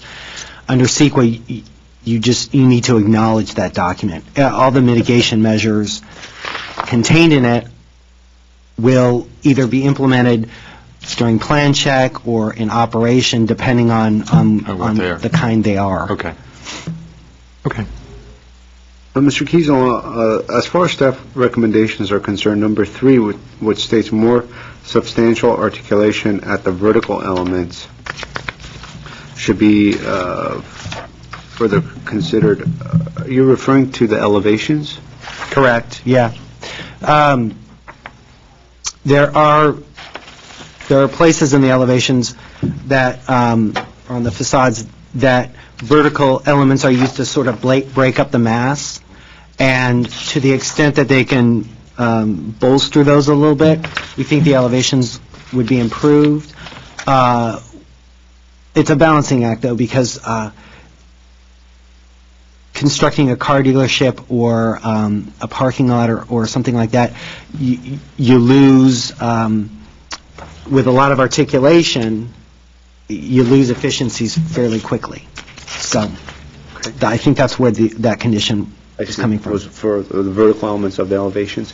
And was there a three-dimensional perspective or anything like that presented? There is a little one actually in the file. And you've got one? Okay, good. Okay, good. All right, Mr. Yu, do you have any more questions for staff? No, I'm good. Thanks. Great. Yeah, I have one quick question. Sure. You mentioned the phasing. Is there a timeline, or is there anything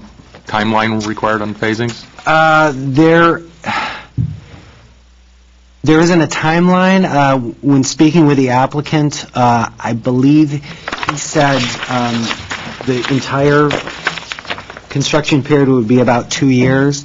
You may ask the architect That's for all three specifically. phases? That's for all 3 phases, yeah. Okay. Okay, I have 2 speaker cards, and the first one is the architect, Gary Whitfield.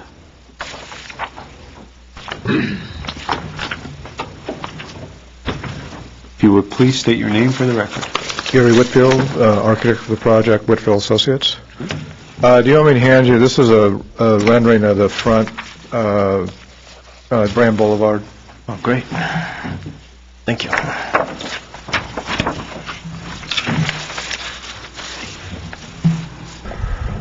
Much clearer. Should we pin it up? I share it over there. Well, you know what we'll do is, we'll pin it up, so that way... I thought you had the larger one, I was just giving this. Was it presented? It might be in the file. I don't know. Okay. We updated the colors because the colors changed at staff request, and so we had the render update the rendering for all the changes to the front and the side views. And we just got it back last week, so I don't know if they got a larger... Well, they might actually end up finding it, but this will suffice. This is perfect. I mean, it gives you a good Yeah, idea right. of what we're doing. So if you would go through with your presentation. Well, you know, what we're doing to this facility is updating it to the current Mercedes-Benz image. But more importantly, what we're doing is creating the need to expand the property with no land. And in doing that, we're expanding it vertically. This is an urban situation and very common now in urban areas where land has become hard to find. The owners look throughout the land, throughout the city. She wants to stay here, but could not find land. So in order to comply with the requirements of Mercedes, which gives her fairly stringent requirements now, not only design but size requirements and quantities of cars she has to have on site. What we've done is we've tried to work within the existing parameters of what land she has and replacing service buildings that are outdated and parking areas that are outdated. So basically, most of what we're doing is a very utilitarian building. It's really just a parking structure and a shop with parts. And in doing that on such a predominant street, we've tried to take and utilize different materials, different ways of breaking up the mass, as we just went through that with your hillside residents. And I think that over the period that we've worked with staff and that we knew we had to do a job that didn't look like a service building, didn't look like a block building. We've got a mixture of glass louvers. We've got a lot, to me, we've got a lot of articulation for a parking building and a service building. And we've tried to listen, again, to staff's recommendations and to follow their lead. We've also, on the exterior, we've tried to mix hard materials with green materials, green meaning live green materials, not a lead type thing. We've put green screens around some of the predominantly residential sides of the building in order so that that side of the building is constantly evolving and constantly changing in terms of the way it looks, and it continues to be softened up as time goes on. Which side was that? Along the most of the residential sides in Building B, I believe it is. Yeah. It's got green screens they're shown as... This is the Maple Street elevation. That's right here. It wraps around. It's the check, the dashed area? The diagonals. Gotcha, okay. And that's set back away from the building that vines can grow up in there and become a more organic look to it. So in visualizing that, you have to visualize those as really green and organic.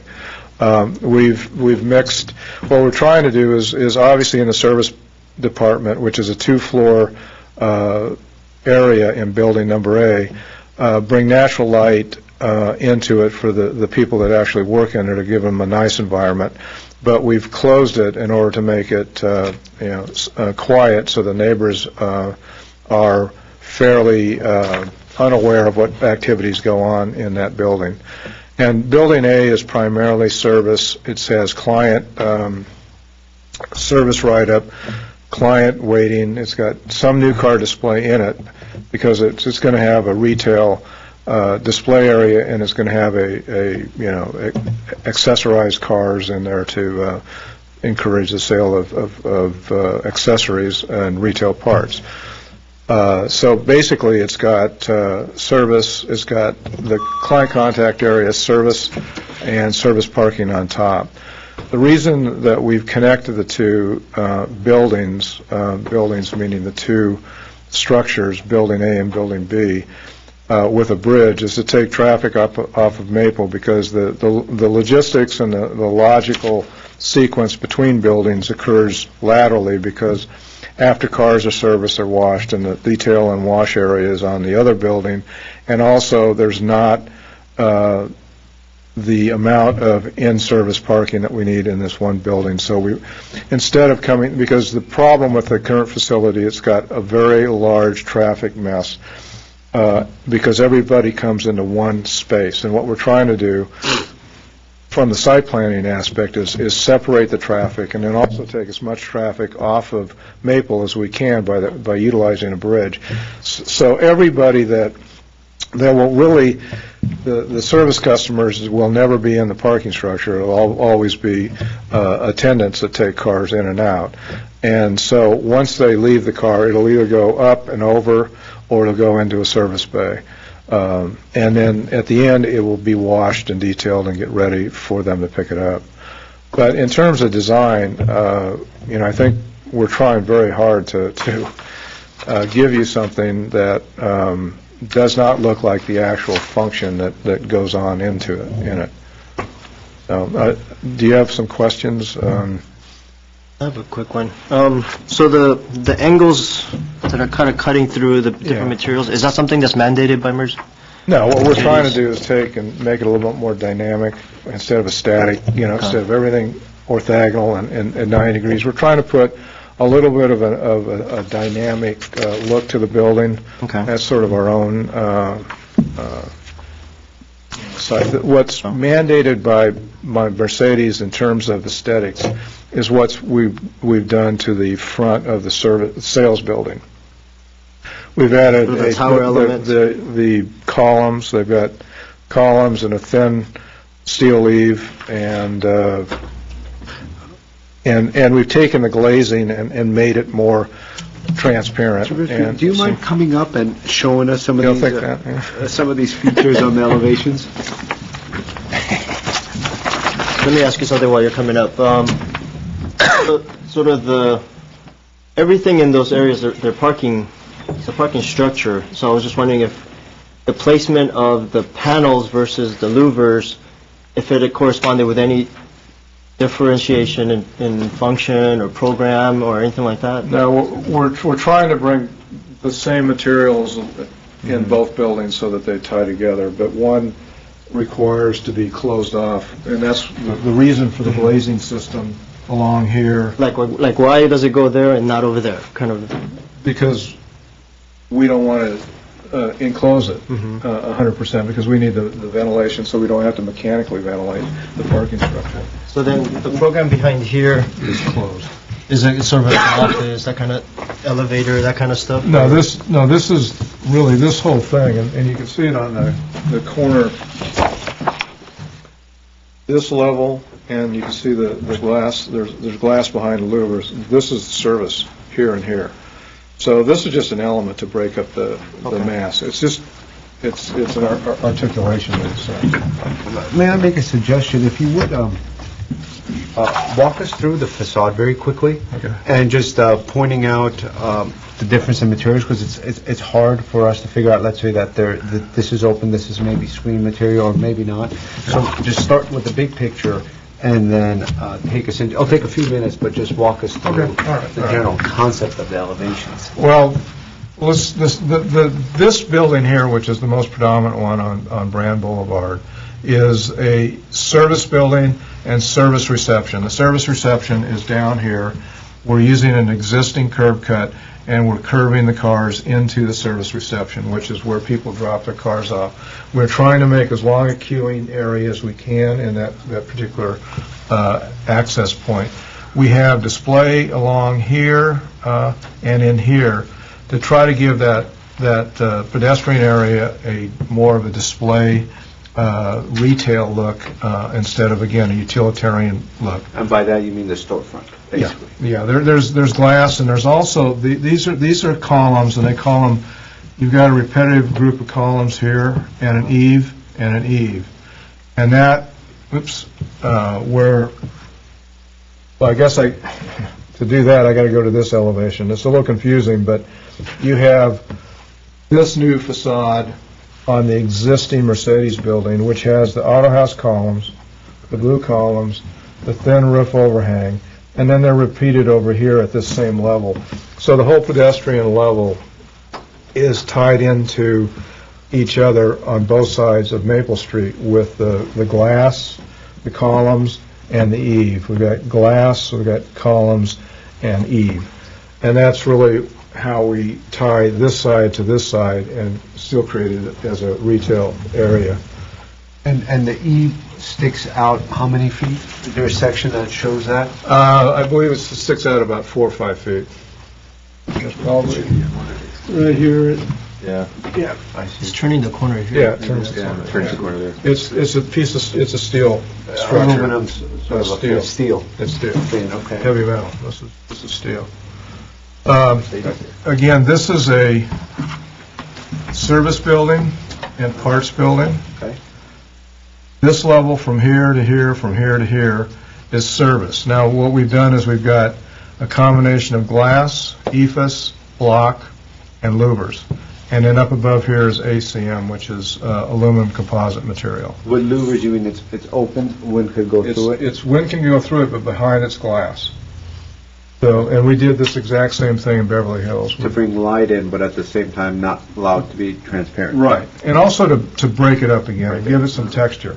I mean, this is got a very textural feeling, and this block we've mixed in terms of color and also texture. So we've taken a smooth and a split face block, and then we've got an ephes, which is a smooth surface. So we've got a smooth, and with the ACM, we've also got a smooth surface. This is not a helicopter pad, it's a roof. Yeah, it looked better on that perspective. Yeah, it's a roof for the stair. This is a stair that goes up from all the levels. There's an exit stair.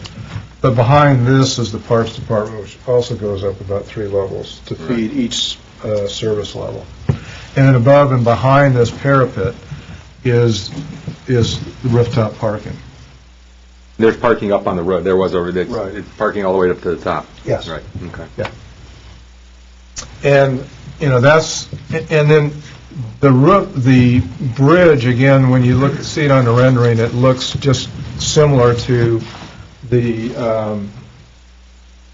the louvers that go across here. So basically, it ties into this look here.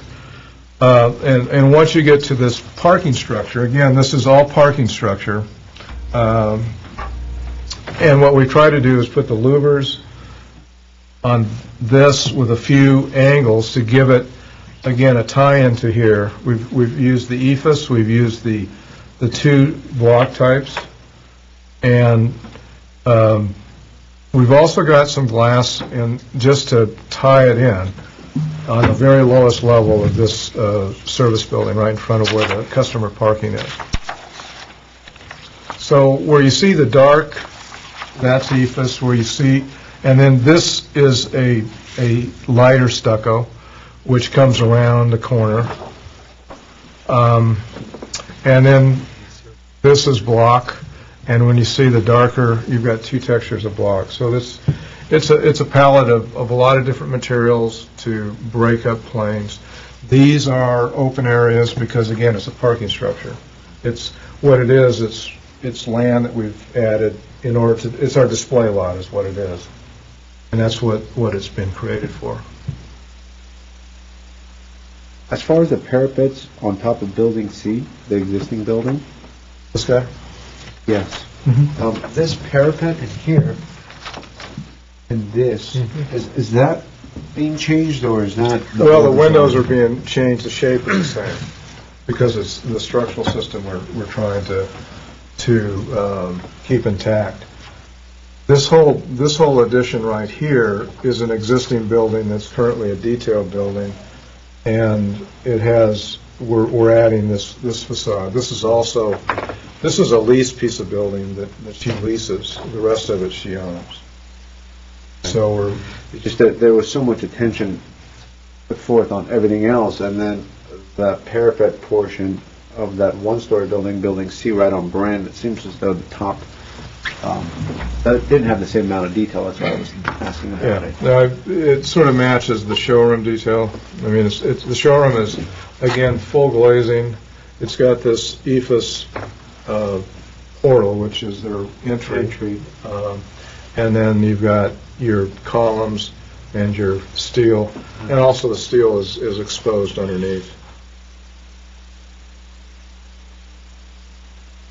And, never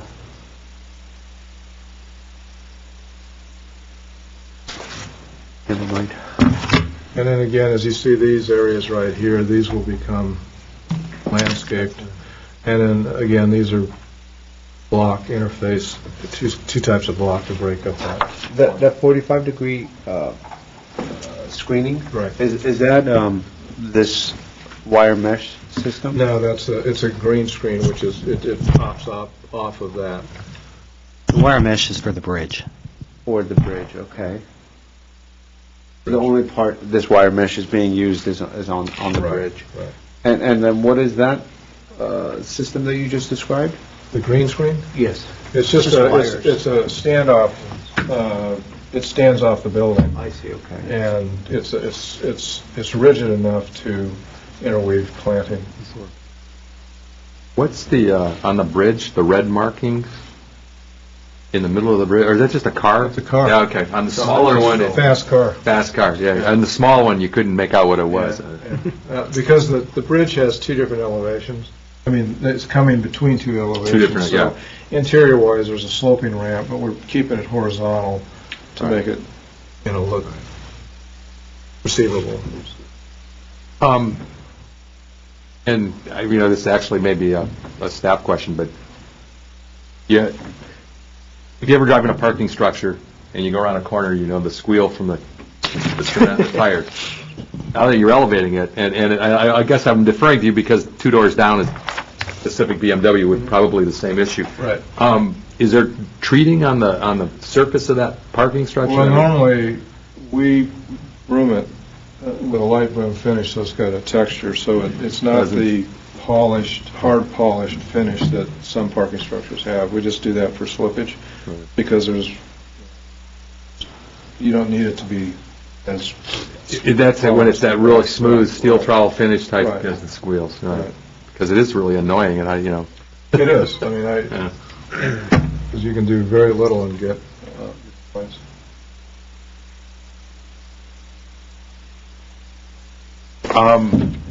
One other question. Any consideration of solar? Has that, and I think the Toyota dealership is what kind of lumps into my, that would, but... Well, with all the, we do a lot of dealerships, and most of the service bays and buildings, lend themselves to solar. It's just... Hasn't quite gotten there, it Well, looks like it's coming. it is, and right now, it can be adapted pretty easily, because, again, this plane and this plane would be perfect to cover the roof with solar panels. And again, it's just a matter of cost, and right now, money is a little bit Right. One other question. Mercedes has been touting hydrogen-powered vehicles as a... That's BMW. Is that BMW? It's not Mercedes? No, never mind. Wrong dealer. One of those German guys. Okay. Yeah, because, Hey, you've already stumbled on that one someplace else. we're the BMW design partners for the country, so Okay. we... I was wondering if there was some kind of accommodation for the hydrogen and... What about, Diesel, they're doing a lot of diesels. and as far as deliveries are concerned, how are you solving that issue? The deliveries are down behind the building here. Where's the lower level? See this area right here, behind the showroom? There's delivery, there's three delivery areas right here. So How deep is that? It's a parking space. And they just come out and turn out and go out into, out the alley and down Maple. So for instance, obviously when the cars are delivered, they're probably going to, where would the car be uploaded off of the places? Well, they're supposedly coming in here, or they're coming in here. They're coming off the street, and that's, And they're going to come into that driveway. yeah, The I think- unloading and loading of vehicles was proposed to take place behind the service building. Building A. Yeah, right here. Building A, yes. Is there a loading dock over there also? Well, this is where parts are being dropped, right here. Okay. And so a truck would pull in, so just so I could Yeah. visualize this, you have a truck that pulls in all the way in, And it goes up. unloads the cars, Right, and it goes up the ramp. Right here. the vehicles do, Yeah. not the truck. Right. Okay, and then as far as, let's say, Truck pulls out. I see, and then like a UPS or a FedEx, what about those kind of? Well, those guys could still, they would come in here also, or in here, depending on where they're used to dropping. I mean, this alleyway right now is, you've got customer parking here, you've got, this is where the cars would come down for delivery, because they'd be detailed up on top here, and then they come on down and they park them in here, and then they do their finance and then insurance, and then do a walk around and they'd go away. Where does that alley lead to as you go south? It's a dead end right here. Oh, okay. The only reason it's there is because there's this little building here that is a restaurant, a little restaurant, I believe it is, that is in this lot. Yeah, that little restaurant's shown on the, Yellow one, on the, right to your left. There it is, right there. that, yeah, right there. And that's the reason for that. Because there's the Pacific BMW wall, Bugs Bunny cartoon. it's right there. So I bring my Mercedes in for service, I pull in, go through your queue there, Mhm.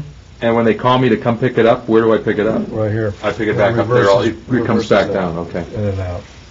You were talking about new car delivery off of the... New car, right. new cars coming out here is when you Gotcha. trade yours in for a new one. I was thinking I'm going to two different places, and that would be confusing. Well, you might have two cars. You might have a new one, you might have a service one. I got an old one. And then so far as building C,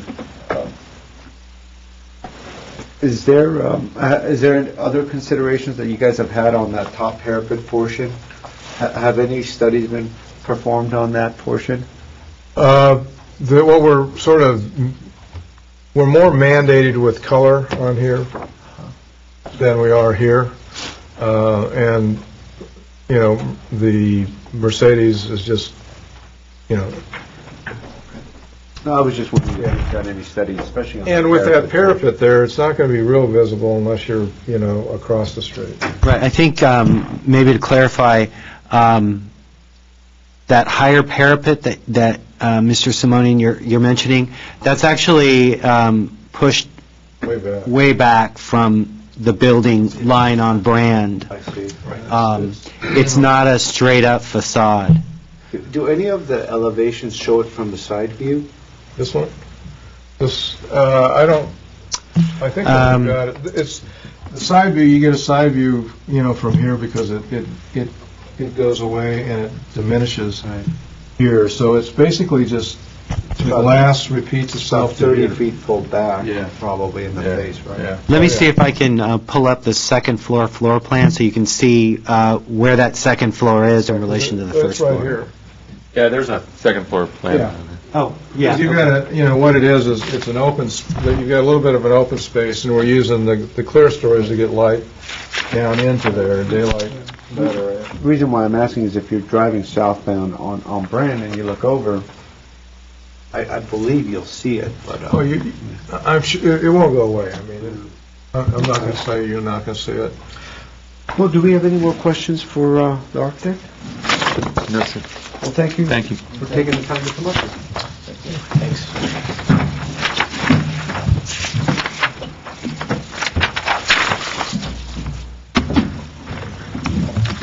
Our next speaker is the owner, Jack Babujian.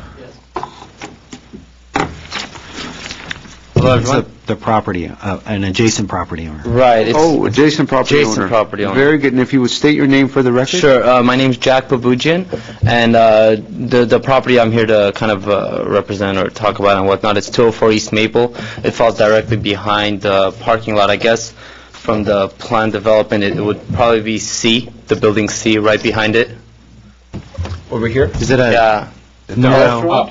Up. I guess that's plan C, and then right there, that would be the building. Like 2 or 2.5 story multifamily building? Yeah, it's a 2-story, multifamily, 5-unit building. That's it. Just east of building. Right, that's the one. And I just wanted to come here and talk to you guys a little bit about it. Honestly, I just found out about the hearing. I'm sure there are a lot of other owners around the area who didn't really know about the hearing. There wasn't, I guess, a sufficient amount of marketing done so that people could come and talk about it. But I'm here to talk to you guys a little bit about my opposition for the project. I do think it's good and whatnot. It's going to be great for the city of Glendale, but from an owner standpoint, especially building directly behind it, there's a couple concerns that I would have, even though these might meet the standards and requirements of the planning and commission and whatnot in terms of zoning regulations.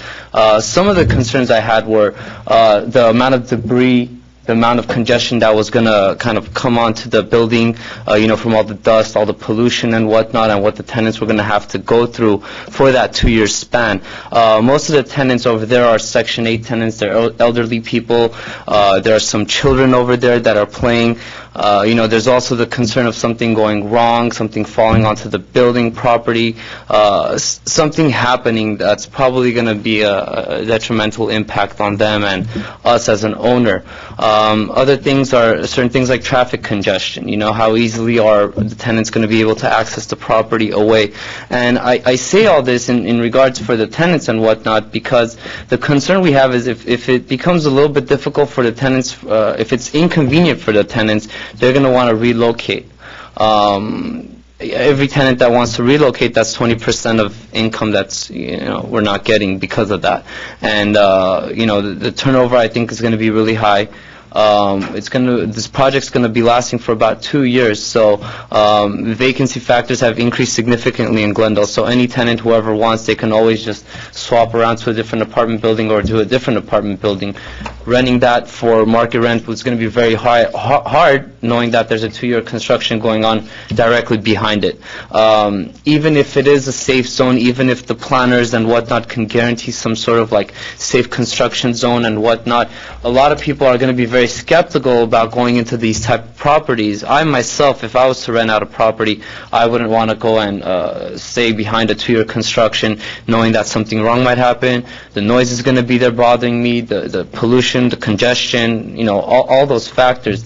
And I just wanted to bring that to the attention of you guys, take into consideration. Now, I know it was a little bit of a short period of time. I'm sure there are multiple owners there that have the same, thoughts and opinions as I do. I didn't get a chance to kind of, talk to any of them to see what it was about because it was such a short period of time. But I would like to do that, and I would like to bring forth their attention that something like this is going on because all we know of is just a board that's outside of Mercedes-Benz saying that there's a hearing over here. And I would have never paid attention to it until one of my tenants actually told me about it. So I'm sure there was a lot of other owners around this nearby area that will have the same, issues and concerns as I would. And I just want to bring that up into your, We appreciate it, and there is a time limit, and... Actually, notices to properties within, I believe, 500 feet of the project were sent. Do you know how long ago those were sent out? Well, they typically get sent 10 days to 2 weeks or so before the hearing.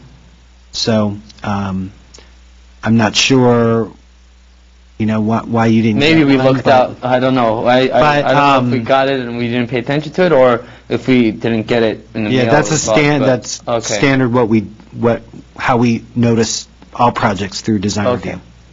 Fair enough. So we appreciate you taking the time to come up here, and Right. we'll take your comments into consideration. A lot of them have actually been dealt with on the negative mitigated declaration, Right. but we'll certainly take that into consideration as well. I Thank just have you. a quick question. Sure. Your building, you said it's a two-story building, right? It's a two-story building and there's another house in the back of it. So How it's high 5 would you units. say your house is? I'm sorry? How high would you say your house is? The house, it's one story. Well, No, the the two-story portion. two-story, I think it's a pretty standard height. It may be 25. it may be just under like 2.5 floors, because I think you've got a couple steps up. Maybe- Yeah, I mean, I would say it's probably like the standard two-story thing. In terms of feet, I would probably say 20 18. 20 feet, probably. 22, okay. Yeah, 20 to 22 feet. Is this your That's house? actually the exact one, yeah. The yellow one. It's this one. Okay. So maybe a little higher with the pitch. It's a yellow building. The house behind it is just a one-story house. Front is a fourplex, behind's a regular house, and Looks like it was recently renovated. it was done a little What would bit. you say the setback is from your property line to the start of your building? The property, let's say, is over here. There's a small little driveway, and their property is like right connected to it. So you have a driveway between it. Yeah, there's a small little At driveway. least 10 feet then. I would probably say less than 10 feet, honestly. Oh, then I'm meeting code. Well, it was built in the 20s, so I guess Okay. we're okay But with 8, that. 10 feet, okay. Probably, yeah, 8 feet, I would say. Okay. A little less than 10 feet, 8 feet, yeah. And, those are the type of concerns. Tenants kind of told us about it. They raised their concerns. We had concerns. And some of the main factors is, the time period is going to be 2 years. Things that could go wrong is another concern. Like I said, all the congestion, the noise, it's going to be bothering everybody over there. It's just, it's going to impact us in a very negative way, And if for some reason, most of these are, month to month, or even if they are into a lease, people can still say, you're not giving us peace within our home, which is part of the lease agreement, that we promise peace and whatnot within their home, and they can always just say, we want to leave, and it's going to be a very, very difficult thing for us to deal with, especially that each unit is a 20% income standpoint. If it's not like a 50-unit apartment building where 1 or 2 people leave, it won't impact us as much. Where it's 5-unit, each person that leaves is 20%. We understand, Mr. Babujian, and we have a time limit, and Right. we've gone way past the time limit, but we appreciate you coming down, because you've Absolutely. certainly brought our attention to some of these factors. Do we have any more questions? No, sir. For the speaker? Thank you. Okay, thank you very much. Thank you. Is there any other speakers in the audience that would like to speak on this case? No? Would the architect, Mr. Whitfield, would you like perhaps a rebuttal to address maybe some of Mr. Babujian's comments?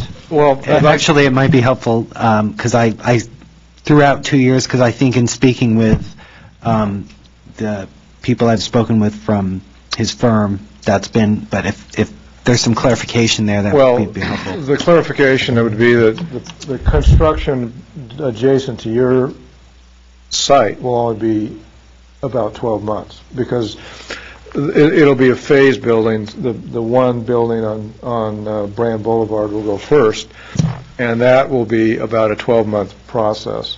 So the direct adjacency will be only a 12-month period. It won't be directly, Won't be a full 2 years. it won't be a full 2 years. You need to speak into the mic, sorry. It won't be, it will be They'll see you 12 on months. the monitor. Yeah, 12 months each time. And, How many stories is, well, we pulled that side of the building back. because this is the home next door Right. right here, right? And then we have this, you have a 2-story here. Right. And And which we pulled- transitions up to a 3-story. Right. So We did that specifically at the request of Yeah, staff actu- to protect your light and air and not be as massive on that side of the building as the rest of it. So we've tried to address that. That was one of the things that, through meeting with the architectural firm, redevelopment or development services and planning, that was one of the changes that they made. Initially, all levels of the parking garage were flat, 8-foot setback. The top floor of the parking garage now is pushed back an additional 18 feet from The third story. Yes, there's the 8-foot setback, and then the third level is pushed back 18 additional feet to sort of, for massing. Transition air and light into the Yeah, adjacent yeah. buildings. And there's probably more landscaping on that corner than any part of the building. So in relationship to your building, we've given you a lot of consideration, but we can't build a building other than conventionally, so it has to be built within a certain time frame. I believe, though, that is the area that there is existing landscaping now that, in speaking with the architectural firm, they're intending to keep and want to keep. However,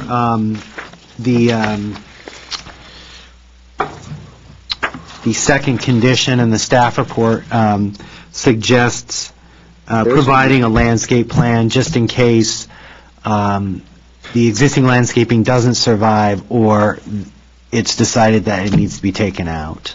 How close does the construction of that building be on the east side come to the existing trees along that property line? I've got a plan that shows the existing trees, so if I could get it. Is there? That one up Oh, there? yeah, that's it right there, yeah.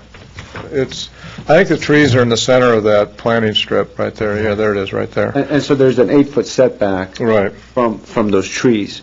right. So we could we could actually make that a condition of preserving those trees along that. Well, that's what That's what they're intending on doing. It is a And in that way, condition. what you'll be rest assured that, those mature trees along your property line will stay as they are. So we'll discuss all that.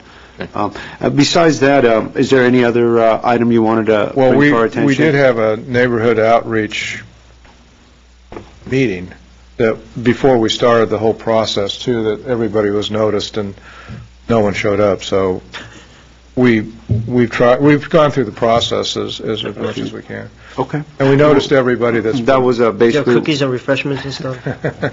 Maybe that's what they did. Maybe it was, we didn't have the right food. So, okay, thank you very much. Thank you. Is there any other speakers on this item? No? So with that, we'll close the... Ms. Reich has it. Oh, Ms. Reich? Yeah, I just wanted to take a moment and to recognize Annette Bertanian-Jackson for all the hard work she's done in helping move the project forward, and of economic development and redevelopment in helping work with the applicant. So thanks to them, they did a lot of the heavy lifting. It's been a long process, huh?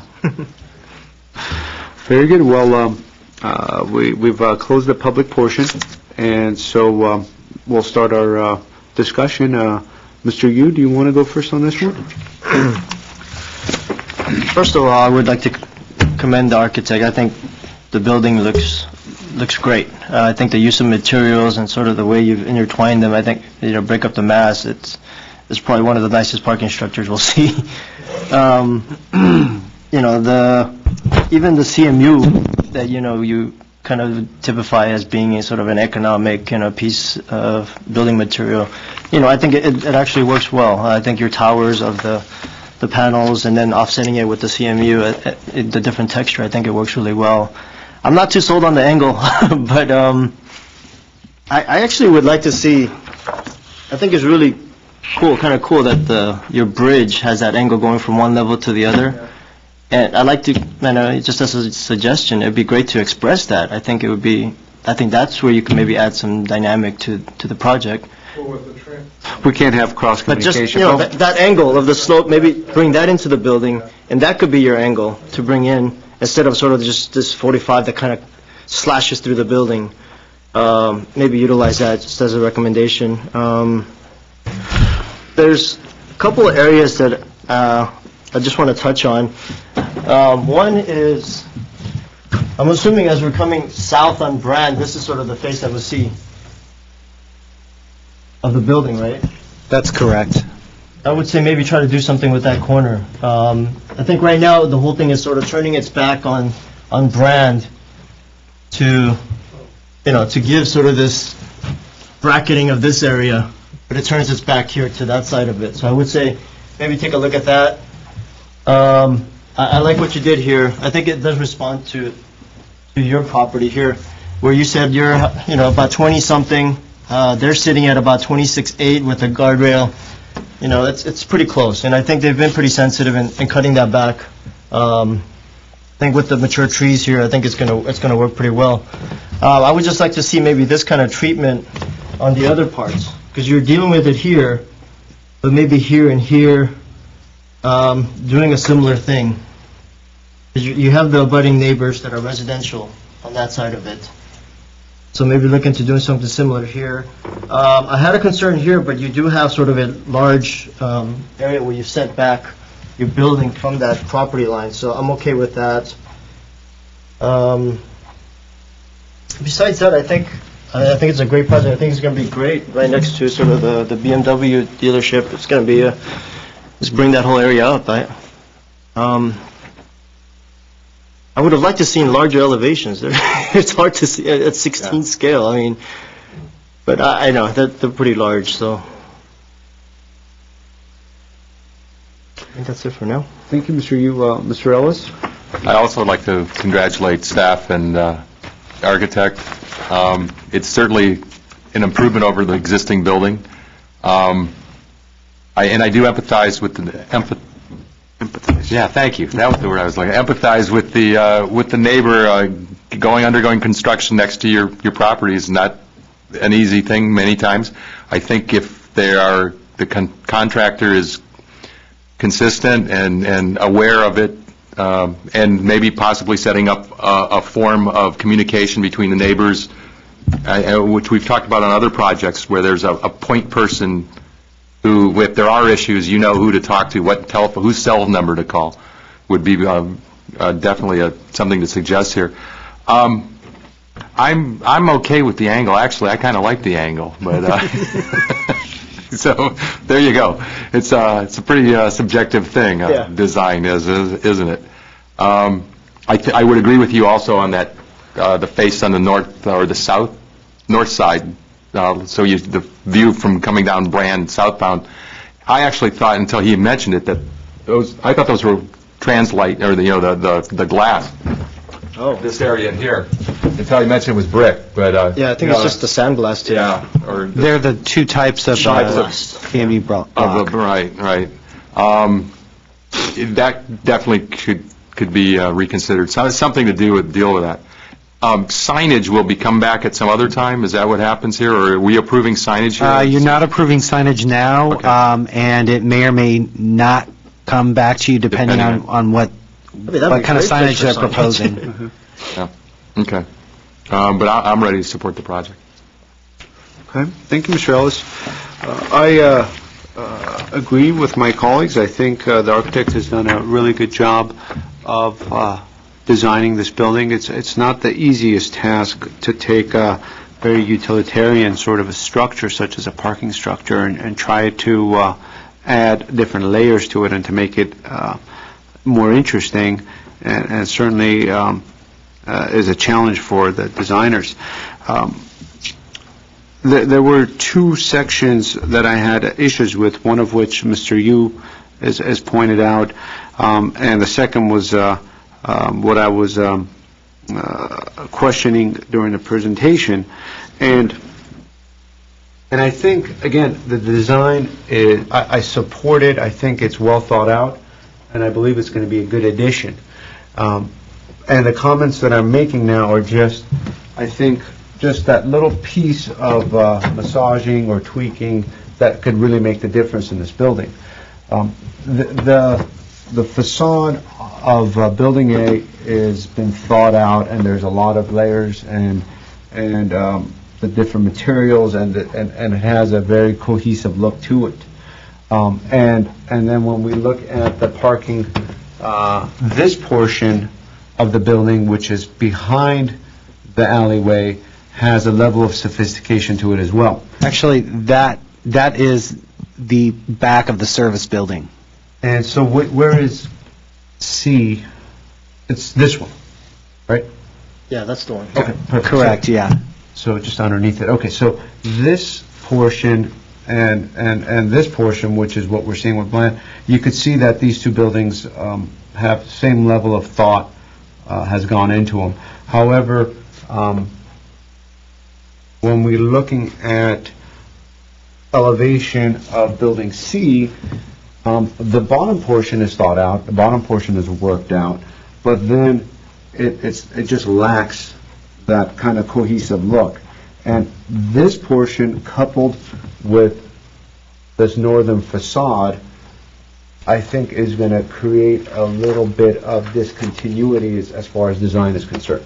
So those are my two comments, is just spending a little more of an effort on that north facade, because it is really going to make a big statement when you're driving down south looking for the Mercedes dealership, and as you're getting close to it, you really want to celebrate that that corner over there of the building, and also, of course, the showroom itself, which is the prize jewel of this whole endeavor, needs to, in a way, stand out a little more.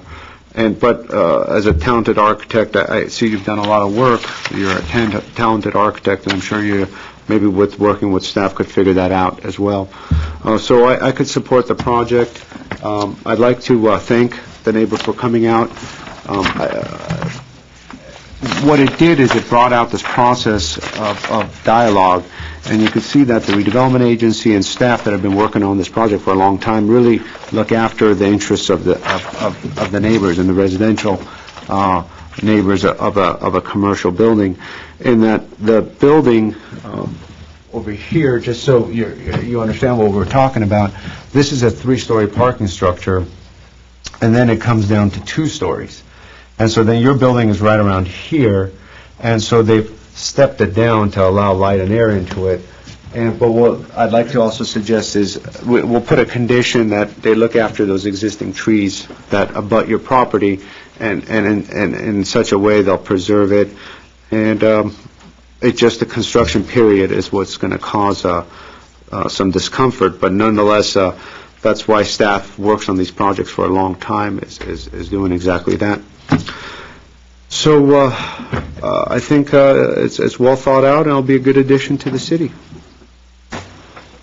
Is there a way to work in a point person or somebody during construction? I don't know if, I don't remember seeing anything in the EIR, just some... There wasn't anything like that, right, all right. You could put that as a consideration, and Phil can talk. Philip Lansfame, the Director of Development Services. We will ask the developer to have a person that can always be contacted by the residents.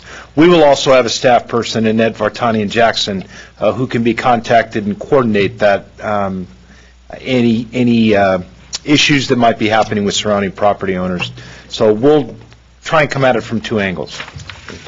What's your cell number? Could put Mr. Whitfield. Get a nets for you. Thank you. Okay. So that said, does someone want to entertain a motion? Make a motion. First, I guess I move to approve the project with conditions that we stated. I think it was, one was the trees.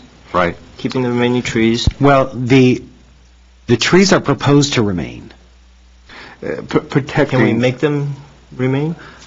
Is that for termites? Well, it's in this... They're proposing that those trees will be capped. That sounds like they're killing me. Our concern was in constructing the parking garage, they may die, or they may, it may be easier for them to construct the parking garage if they move the trees out. And we just wanted to make sure that whatever was put in, should those trees be removed or die, we have plans for that area. So they are planning to keep the trees that But are if there. a tree is damaged, then the developer would replace it with a new tree. Is that what you're Well, saying? right. Should during construction, the developer either through construction kill the landscaping, or during construction decide that, listen, it's much easier if we remove it all, we wanted to have plans approved through us, through this condition number 2, that should that happen, we've got plans to say, okay, this is what you need to do. Okay. But as proposed, the trees are remaining. So I'm not sure, you don't need to write a condition, you don't need to state a condition like that, since that's what they're proposing. Well, I guess the question is the condition that staff recommended going to be useful to address your concern? And the way that reads is, a landscape plan for the eastern portion of the landscape buffer area of Building B should be submitted in the event that existing carrot wood trees die or are removed as a result of the proposed project. The other conditions that we added were requesting a lighting plan to be approved, reviewed and approved, since one was not submitted. And then because, and as the board noted, the project gets a lot of its design strength from the materials that are proposed. So we propose a condition that special attention be given to areas where materials come together, since very often in buildings like this, those are make or break details. So we propose that condition. It seemed like the condition number 3 in the staff report, which reads more substantial articulation at the vertical elements should be considered, that we didn't hear that as a concern of the board. So our sense is that the conditions 1, 2, and 4 could remain, but that condition number 3 would get stricken, and the conditions or considerations that you mentioned during your discussion would be added. Okay, I'm actually okay with not putting number 4. I mean, I think the architect sort of has displayed that he's competent enough to detail that out. I mean, I don't know if we put that in there. Is staff requesting that the architect come up with some larger scale details, or what is staff asking for? Well, typically, if something like this is in a condition, then as the project moves forward in plan check, that would be something that we would look for in the details. Is there any history here with the adjacent dealership that was recently remodeled with?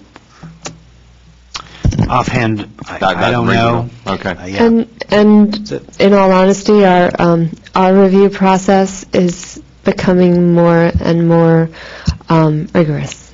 Okay. Just because I think that comment usually comes up when you have a project that needs a little help in determining, and so If you think it's unnecessary, we would be happy to strike I it. think it's overkill. I don't. Well, my concern was that the elevations were at 16 scale, so it's hard for me to really understand the connections. And we have a very small, rendering, which further makes it difficult to really understand the connections. So I personally am okay with the condition Yeah, I'm there. okay with that condition. I don't think it hurts. I certainly do think that the architect is capable enough to do it on his own, but I don't see it as a detriment. I think it would at least provide a layer of certainty where during construction staff could say, well, we're not too pleased with this one section, perhaps, do something about it. I wanted to add one sort of condition, to have the applicant work with staff to look at, let's see, the south side of Building B, and to try to do something similar to what they did on the east side of Building B, so those neighbors are sort of dealt in the same way and given the same. Are you meaning to set back the top floor or just provide the landscape buffer? Probably, if it's possible, to set it back. The landscape buffer is possible and Because they're actually provided. closer to Right, to within the... the landscape buffer is possible and provided. Stepping back the building there, the ramp is located there, and I think if you felt strongly about that, you would want to come back, you would want the applicant to come back and see that, because that would result in pretty substantial changes to what they're proposing. Yeah, that is in fact not, because that parking structure has been so substantially modified over the course of discussions with the applicant. We think that may be a little more difficult than it sounds. Because is this true that the houses are like right next to the...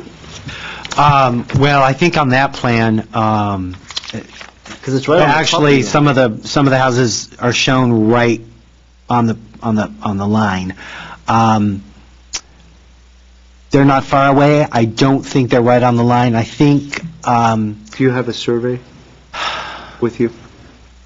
I don't have a survey, but I believe, There is one that's relatively close, but Well, not the as close as drawings that we indicated. have show a 10-feet utility easement that follow Building B's southern 4 stories higher. elevation.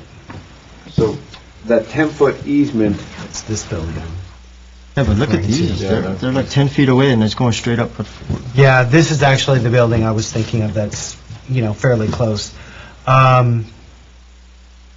There's an existing wall right here now. I don't know the accuracy of these two residential buildings, if they're right where they're in the site.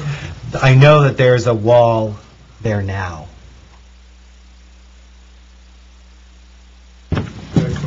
yes, please, if you would, and state your name for the record again. Gary Whitfield. The existing parking structure currently is on the property line right now as it sits. So the existing building that's there is 10 feet closer to those neighbors than we're proposing right now. So what we're doing is we're bringing it back 10 feet away from what already exists. So in a sense, we've made a bigger compromise than what in a sense they're used to. How high is the parking structure now? It's 2 stories and a roof. 2 stories. So it's probably 30 feet because it's a service building, so 30. About 30 feet. Yeah. Okay. There may be some pictures in there. Oh, I looked, I couldn't find any That backside, specifically. Well, Thank you. number 18 might show it. Yeah, I'm just worried that there's already an we're existing... doing something to the one neighbor and Right. then we're just sort of ignoring the other two back just because they didn't show up. No, you hopefully that's not true. Here's the existing condition.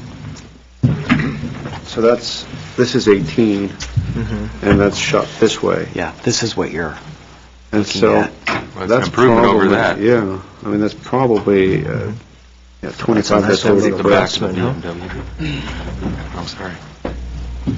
They are kind of tucked down in that corner, right? So is that the restaurant then right there? Oh no, that's the house. 17. Well, it could be. Yeah. Looking down the driveway or Right. something. But I mean, the sheer mass of the existing building is, Oh, there's no picture of that house. well, it's 18. 18.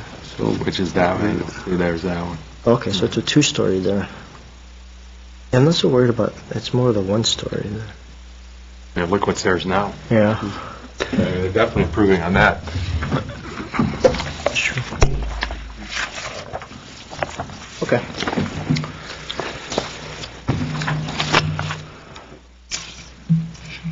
Okay, I'm okay with withdrawing that. Okay. But you would like, let's see, The north side of Building A. revise the northwest corner of the service building along Brand. Yeah. Okay. Would you like to add a consideration, express the angle of the bridge? No, that's just a suggestion, yeah. Consideration, not even Consideration. mention it? Okay. But we should also include the brand facade of Building C along with that northwest corner. To tie it in. That one's gone. Would that be Reconsider the upper portion of the showroom building. Reconsider the north elevation of Building A and the parapet on Building C. Yes. Yeah, just to tie it all in. Okay. Okay, we've got that. And then, did you want to add a form of communication consideration during construction, or that's... I'll defer to staff. I mean, That's fine. they're aware of it.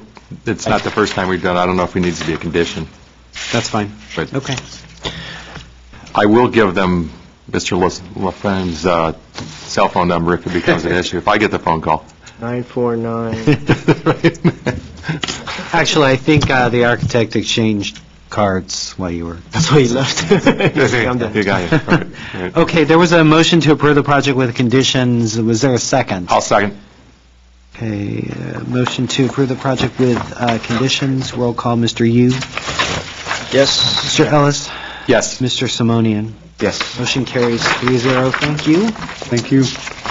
Have a set of minutes to approve, November 13th. Well, Do you have any I questions? didn't look at it. I haven't had a chance Print it to out. I'm review it. looking at it as we're sitting here. I'm happy to Would you share it with like you to in a minute. postpone? If we that? could, let's postpone it, Okay. because I'll have to abstain, and then we won't have a quorum on it. Do we have any staff and board discussions or new items to discuss? I think the only item we have to discuss is, or just let you know, is your next meeting will be on January 8th, of 2009. Okay? And happy holidays to Happy everyone. holidays, Happy New Year. And happy New Year. Likewise. Happy holidays. I move we adjourn. Adjourned. Thank you. Happy holidays.